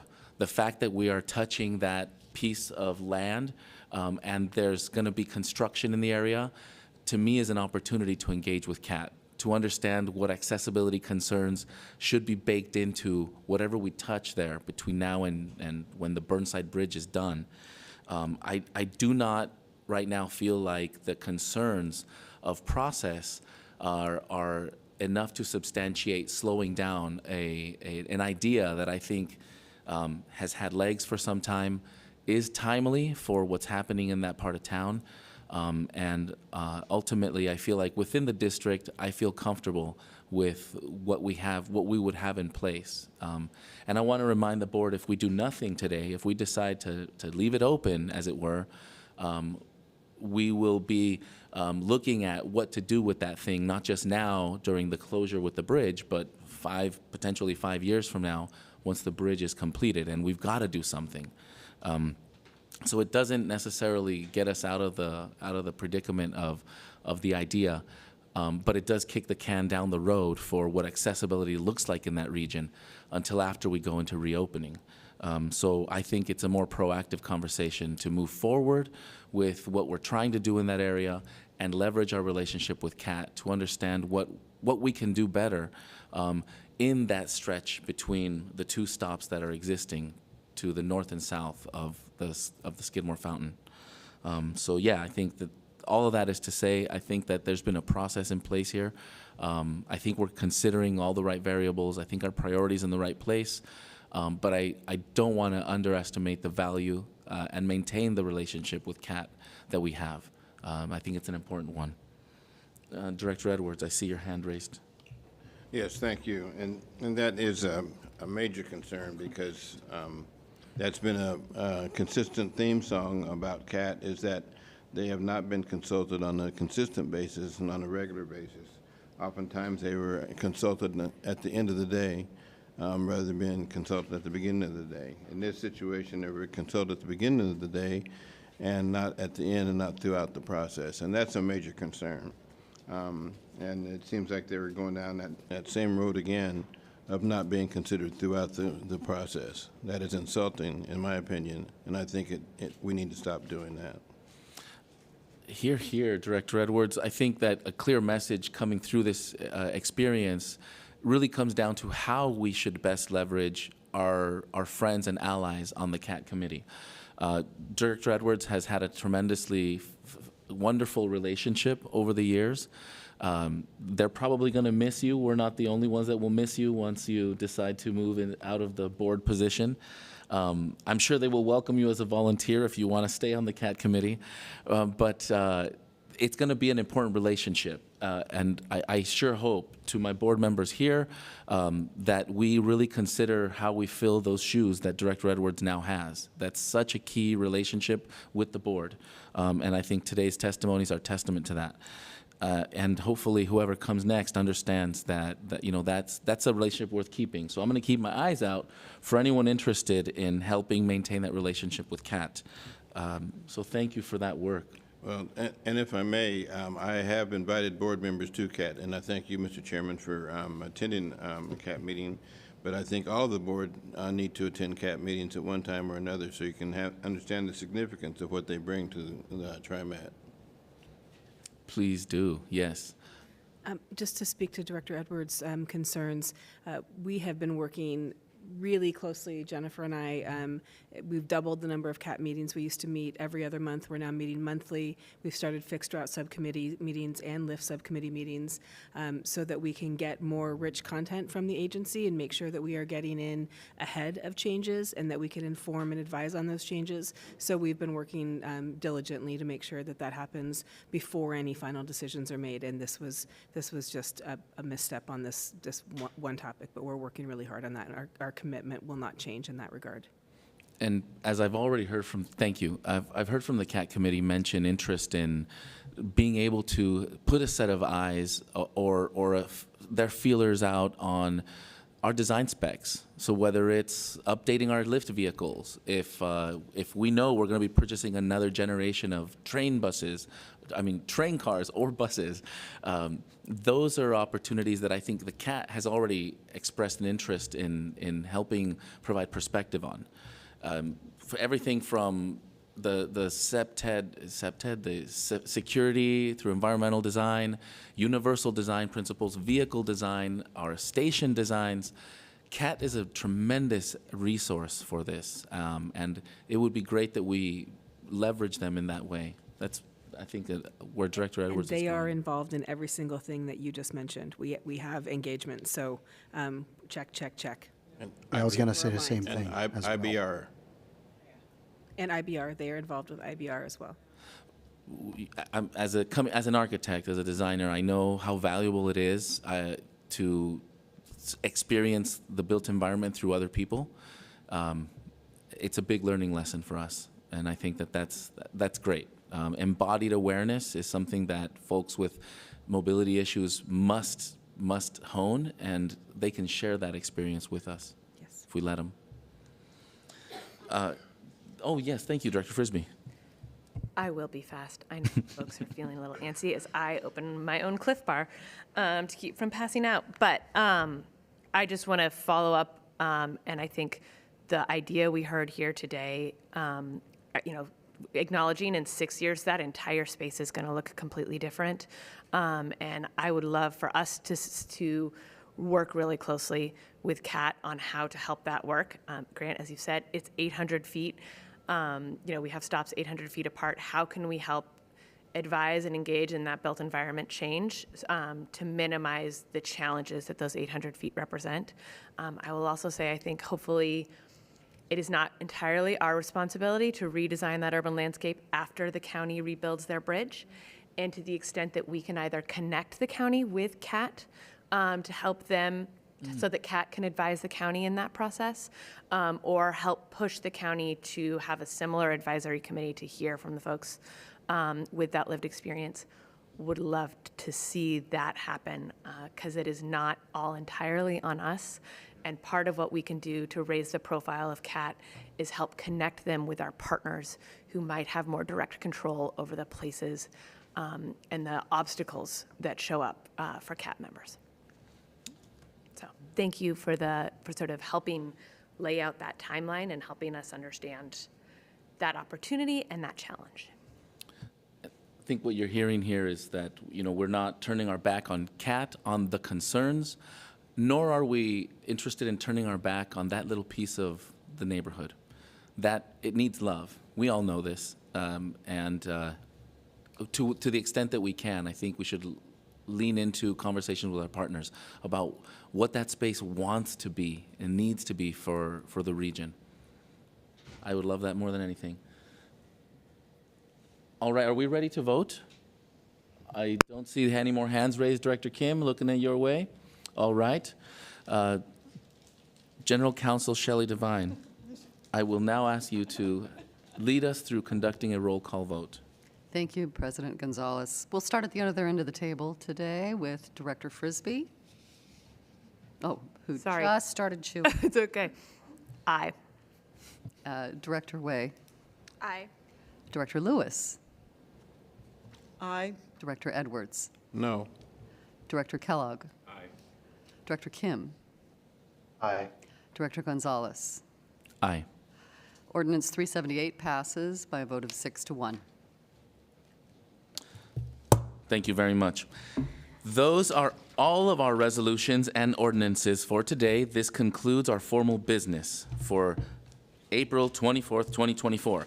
Please note that our next board meeting will be May 22nd, 2024 at the University of Oregon campus in the very neighborhood we were just discussing in downtown Portland. I look forward to seeing you there.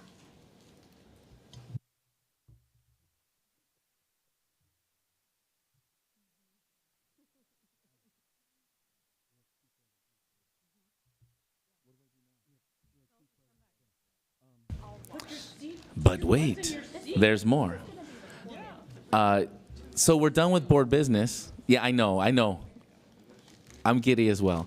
We're done with board business, but we do have some informative presentations that are here and will be shared and are also going online today. So stick around and you'll learn and hear more cool stuff. Thank you for your patience, and we'll keep it tight. 3 minutes from now as we tool up for the presentations. So give us a sec. We're going to come right back for those, and thank you so much for your patience.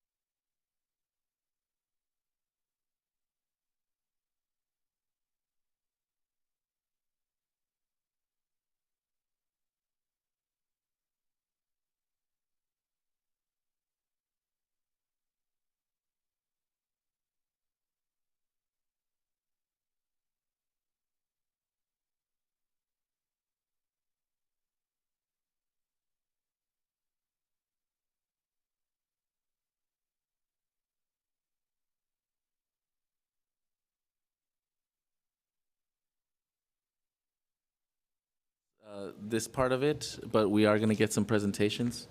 Take it away. All right, President Gonzalez and board members, you heard a lot about our Forward Together service plan developed with the community. As we roll those plans out, we're seeing improvements in our ridership, as well as we look to our future and our ambitious Vision 2030 goal.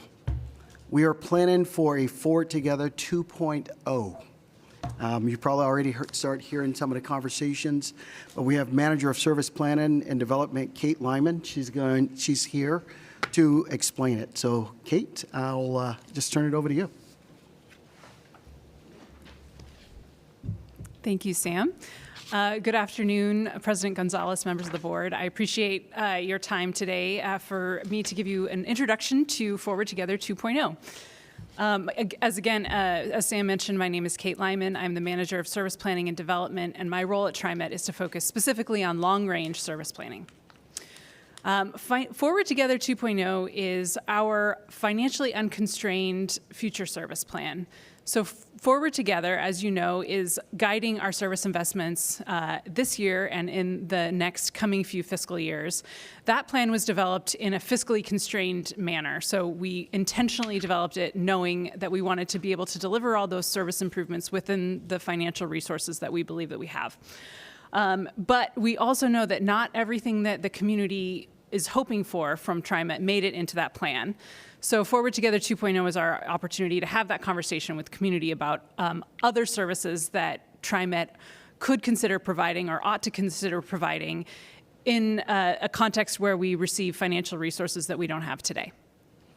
So we're hoping that this plan is an opportunity to respond to community desires, to support Vision 2030, and also to support the recently adopted Regional Transportation Plan. The 2023 RTP was adopted by the Metro Council in November. So again, Forward Together 2.0 builds on Forward Together. We're still working very hard on implementing Forward Together while we're creating this next phase plan. It will also replace some older plans that you may or may not be familiar with called our service enhancement plans. Those were developed in the 2010s, and ultimately this will become the new version of those as our long-range aspirational plans. Next slide. So I'll just touch a little bit on on goals for transit ridership. Of course, we're all very familiar with Vision 2030 and the goal of 120 million annual boarding rides. And so this plan, we hope, will help identify service improvements that could help us reach that goal. We also want this plan to help reach goals set forward in the RTP.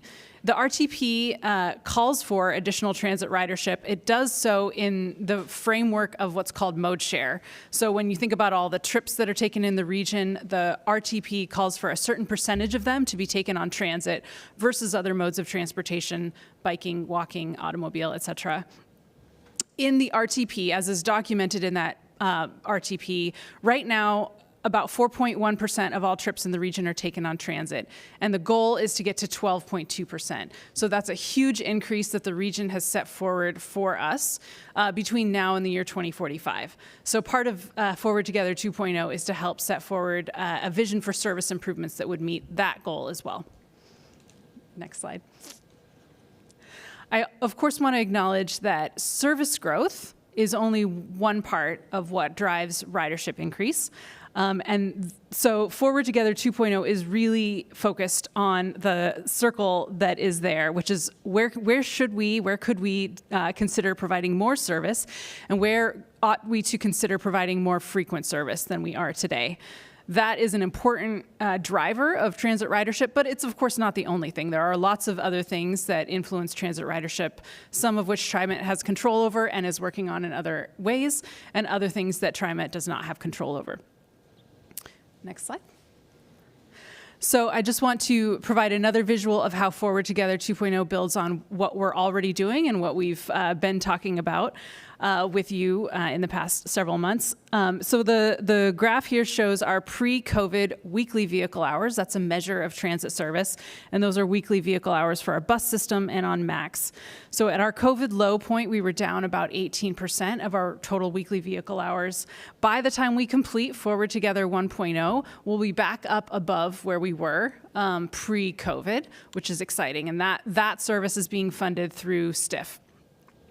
Forward Together 2.0 will be some increment above that.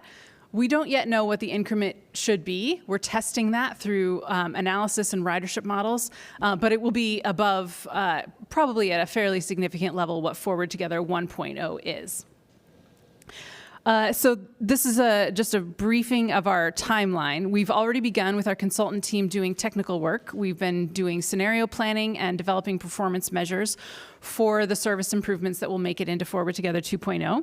And we've begun developing our draft long-range service plan, both for our bus system and for our existing MAX lines. And in doing so, we're working hard with our jurisdictional partners. We have staff-level conversations with all cities and counties that are in our service district. We had one round of those meetings in December to introduce the project, and we're about to have another round of those meetings in a few weeks. We are here today introducing the project to you, and we hope to come back in a few short months at the July meeting, if possible, to present to you our actual plan. And that will be in advance of what we hope to do at the public engagement period in October, where we hope to show the plan to the general public and hear people's feedback. Our overall goal is to hopefully wrap up the plan by the end of this calendar year, and with your guidance ideally at the December board meeting, and have this plan complete in time for any conversations that may happen at the state legislature in the next session. So just to recap, we're here today. We hope to come back in July and then again in December. So that's, I think, I'm going to keep it short and ask if there are any questions. Thank you. I'm so excited about this. Thank you. Thank you so much I'm so glad the agency is doing this work. I think it is really important. And I love that the grounding question is like, okay, what do we need to do to reach 120 million rides? That I hope is sort of what is guiding all of our work moving forward. And I'm just very excited to see us moving that way. So thank you. I also have a note in here. I love the page 4 slide so much. And I hope that that's also the kind of slide that we're taking out when we're meeting with particularly our jurisdictional partners to remind them that this is not all on TriMet, and there are actually a lot of those arrows are things that are under their control. Mm-hmm. And so, if they want to see the ridership grow up, if they want to see the things that come by, they've got to be doing some of these pieces. So just love that slide. I think my big comment that I just wanted to make for us as a board is I think the third bullet on your first page, I don't know, my computer just froze. Yes, third bullet on your first page. And what I want to underscore is this will require additional revenue. And I think as a board and as an agency, those are going to be really important questions for us. And I am very glad to hear that the Oregon Transit Authority, Oregon Transit Association, thank you, JC. I was like, they're not an authority. They don't have authority. Is pushing for a 5-time increase in STIF. I think that is incredibly important, both for us and for all of the transit agencies across the state. And my guess is when we do the math, it may take more than that for us to provide the service that our community needs. Mm-hmm. And so I look forward to hearing that. I look forward to hearing the resource questions that go along with the service planning. Mm-hmm. And also I want to make sure to offer up us as any way that we can be helpful to you in your process, going out and talking to folks, taking pot shots for you, whatever it is, where hopefully you can consider us part of your team. Thank you so much. And I'll just say you can count on it. I was already going to volunteer Director Frisbee to help with some of this. I'm teasing. I would do it all the time. I'm teasing. It goes without saying. Thank you. Great. Mm-hmm. Huzzah, General Manager. All right. As we continue with our final presentation, at last month's meeting, you heard a bit about our plans for an FX line on 82nd Avenue. Today, we're going to share with you our plans to build an FX network. Jonathan Plowman, our Senior Project Manager in Engineering Construction, and also Jamie Snook, who's with him, our Director of Major Projects. They will provide the presentation to you. Thank you, Sam, and Directors, President Gonzalez. Thank you. So we want to brief you today on work that we've started to develop a system plan for our frequent express network. And this is critically important work because, as you know, the frequent express service that we've begun operating on Division Street has profoundly boosted ridership on Division. In the first year of service, ridership increased by 40% on that line over the service that was operating previously, and that's compared with a 15% increase in ridership system-wide during that period. As you also know, we've begun planning additional frequent express lines on 82nd Avenue and TV Highway. So what I want to brief you on today is work that we've started to look further out into the future and plan for a network of frequent express lines connecting our region and providing riders with that improved speed and reliability and safety and comfort that riders are experiencing now on, on the FX2 division. So it's really important work for us, and I want to share what we're doing and ask for your feedback. Next slide. So I'm going to cover first just why frequent express matters, why it's so important.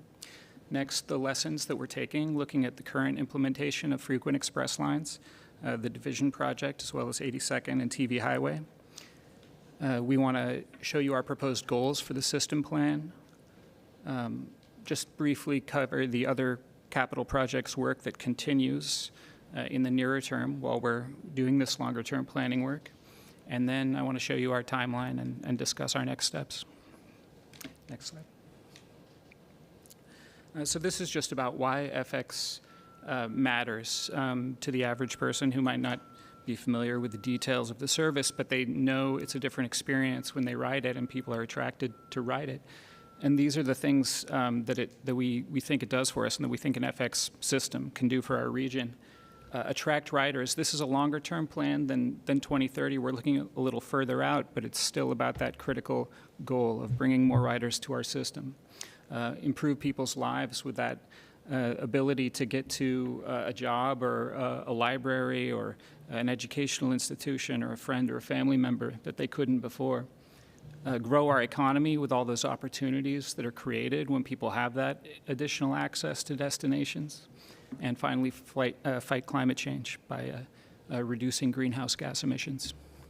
Next. So as we're implementing our frequent express projects, this is some of the challenges that we encounter and that we think a system plan can help with.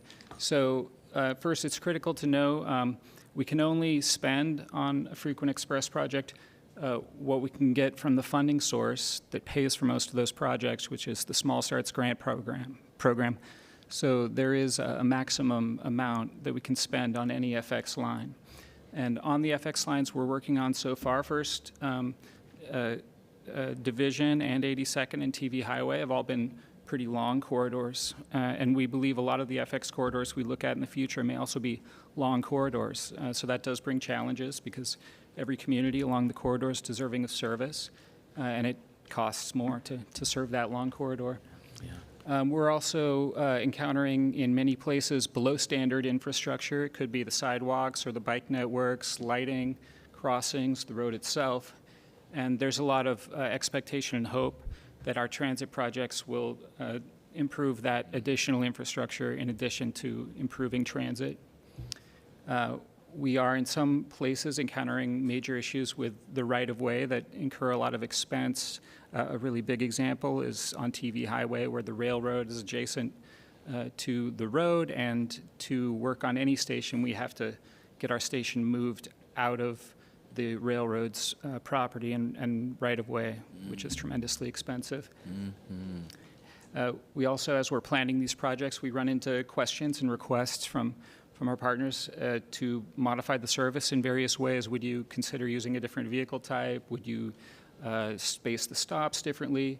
Would you consider running an FX service that then continues on as a regular bus service? I want to be clear, all of these things are not necessarily good or bad. They all just have trade-offs that we need to look at carefully because we want to make sure we're building out this system and bringing the benefits of Frequent Express to the public as quickly as we can. Next slide. We're also looking around at peer cities and what they're doing in building out their bus rapid transit networks. And so this just takes 3 peer cities, Seattle, Vancouver, Washington, and the Twin Cities. And basically, these communities are on pace to be delivering bus rapid transit lines about one every 1.5 to 2 to 3 years. By comparison, at the pace that we are building our lines right now, we're doing a new line about every 6 to 7 years. So if you imagine a future Frequent Express network might be 10 lines, we would get to those 10 lines sometime in the 2080s. So we just feel like this is too long to wait for the really important benefits that Frequent Express service can bring people, and that's why we want to do this plan. Next slide, please. Another critical piece of the context is the high-capacity transit strategy, which is an element of the Regional Transportation Plan. And this is the planning document currently that governs high-capacity transit generally and Frequent Express because it's a type of high-capacity transit. And this document, it's structured as sort of a long-term vision. They look at where the community and city centers are and then draw connections between those centers. And it's not necessarily based on where the lines exist today or what is the most feasible way to get a service based on what we have right now. It's also oriented more towards higher investment projects like light rail, in that the document discusses a lot of aspects of projects that can be very expensive to deliver, such as economic transformation of a corridor, comprehensive infrastructure improvements along corridors, and very involved planning processes, all of which are wonderful things but cost a lot of money and can be very difficult to deliver within the budget constraints of FX projects. Next slide, please. Oh, and you don't have to take it back, but I do just want to say the FX plan is not taking a whole different direction or throwing out the HCT strategy. It's complementing the HCT strategy and moving forward from it. All right, so now into our proposed goals for the FX plan.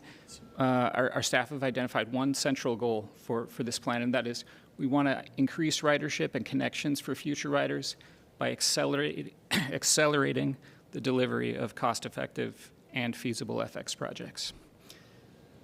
Next slide, please. We've also identified a number of strategies that we think are going to be critically important to achieving that. One, we want to prioritize investments in places where ridership is high, so our investments will be the most cost-effective. Another is that we want to develop standards and processes to streamline project planning and design. So these complex questions about project design that come up in the course of planning the projects, we'd like to thoughtfully and systematically organize our thinking around those in advance so that we can then deliver projects faster.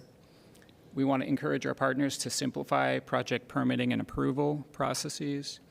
And we want to set expectations with our partners in the public for projects that will be targeted and focused on improving transit so that they'll be as efficient as possible. We want to accommodate different ways to deliver these projects, in some cases phased delivery that could in several steps move a line towards FX service.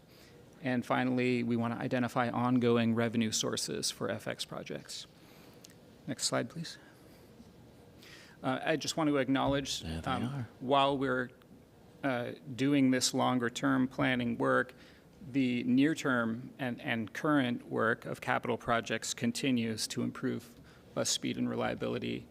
Most importantly, right now, the 82nd Avenue FX project, the TV Highway FX project, and the Better Bus program, which addresses local causes of bus delay along corridors. Next, please.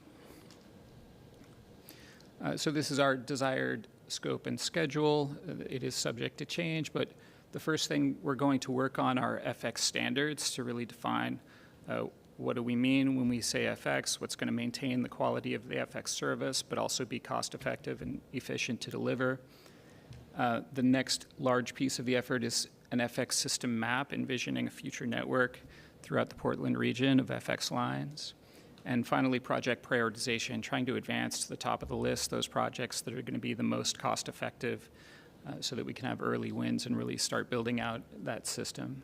And we have proposed TriMet board briefings throughout that process. Next slide, please.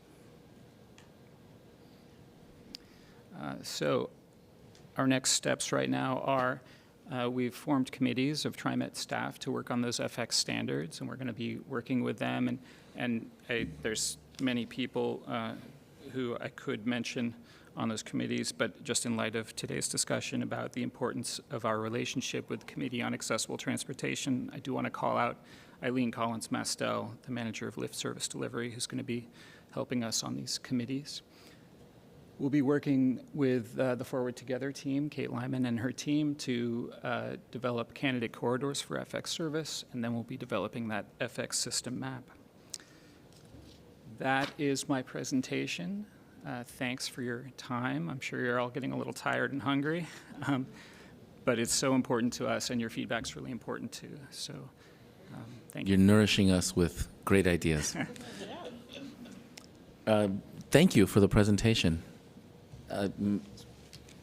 Yes, please. I'm still over here playing president stuff. So yes, please. Well, I was going to not barge to the front of the line. Other people wanted to say things. I was looking, but they weren't jumping. Okay. Equally as thrilled about this presentation, guys. The last 45 minutes is just the best. No offense to anyone else. So thank you, first and foremost. And I mostly wanted to, I think, emphasize parts of your presentation and be here to help, offer up the board to help. First of all, I loved the slide with the pace of BRT projects in peer cities so much. I mean, I hate it. I hate what it shows, but I love the slide, and I think that's really valuable for us to keep as a marker and for us to show our partners. Like, these are typically not 6-year processes.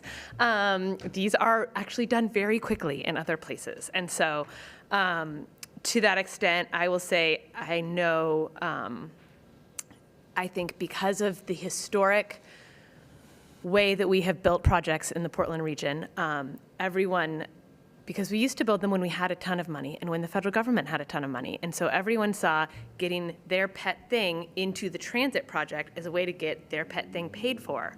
That was smart. That was a really good way to build projects back then. It is not a good way to build projects right now because the federal government does not have that kind of money, and we end up not being able to build that project. So that is not a comment on the way that TriMet does that. And it's not even necessarily yelling at our partners. It is a culture change that needs to happen for all of us. And we were trained to do it one way, and now we have to train ourselves to do it the other way. And so that is hard, but I think it is particularly critical. And this FX planning process shows how important that is. And having said that, I know I have worked with other regions where they sort of auction off, like, who wants the next line? What are you bringing to the table? We tend to take a very slightly political but slightly data and also data-driven process to figure out what goes next, which has a lot of merit. But it also means sometimes the project that the data show is the best project to do might not be the project where everyone actually wants to participate and build the darn thing. And that is why it can take us longer. So I am mostly flagging that as a trade-off that we will have to navigate. There are reasons to fall on all sides of the line. But if speed is of the essence, when you said 2070, I was like, cool, I'll be dead. So that's a little terrifying. If speed is of the essence, we have to think differently about how we bring people together and where we're building. So you know that. I just wanted to say how much I appreciate sort of this work being done in that context, and how the board can help us as an agency and us as a region move into this different way of building projects. I hope that's something that we are all excited to do and deliver for all of us. And I would be amiss if I took this moment not to just give gold stars to 82nd. And that is, such an important project. Speaking of, you could say that's been a 5-year process. You could say that's been a 30-year process, depending on how you choose to view it. But I am thrilled that that is finally moving forward. And I hope that it ushers in a new era of X in our region. Mm-hmm. Thank you, Here. Dr. Frisbee. It's gonna. Your jobs are so cool. You're in the middle of exactly what the region wants, doing exactly the thing everybody's ready for, and you get to be the ones. So that's super cool. Sweet times for BRT, and the only feedback I really have, because other than just saying way to go, I want to give you something to chew on. It's no small thing that you're going to be leaning into this whole permitting process thing with agencies. And while they are in love and want this to happen, and you've got their attention on the permitting side, my only bit of advice here is to connect this effort to the broader TriMet strategy, because we have the TOD people that are breaking eggs to make omelets in land use and permitting process now. And to the extent possible, I'd highly encourage us to work with our agencies to create a transit overlay zone that will allow us to not only streamline BRT-related permits, which are very specific, but also things that are going to enhance the demand and the use of public transit. So if we can take this process to talk about an overlay zone that takes us a quarter mile or maybe half a mile off of the corridor and create a priority kind of review and permitting process that will maybe help the TOD folks, whether it's our land or somebody else's land, to be able to take advantage of that. I think we will start really leveraging this process. Your jobs are so cool. Thank you, President Gonzalez. Yes. Oh, of course. Thank you. Certainly. That's all. That's what I had. What a great way to end. Cool stuff. So much on the horizon. Stay tuned. Yeah. Thank you. Thanks for your time. Thank you. Gee whiz, TriMet. Way to go. Yeah.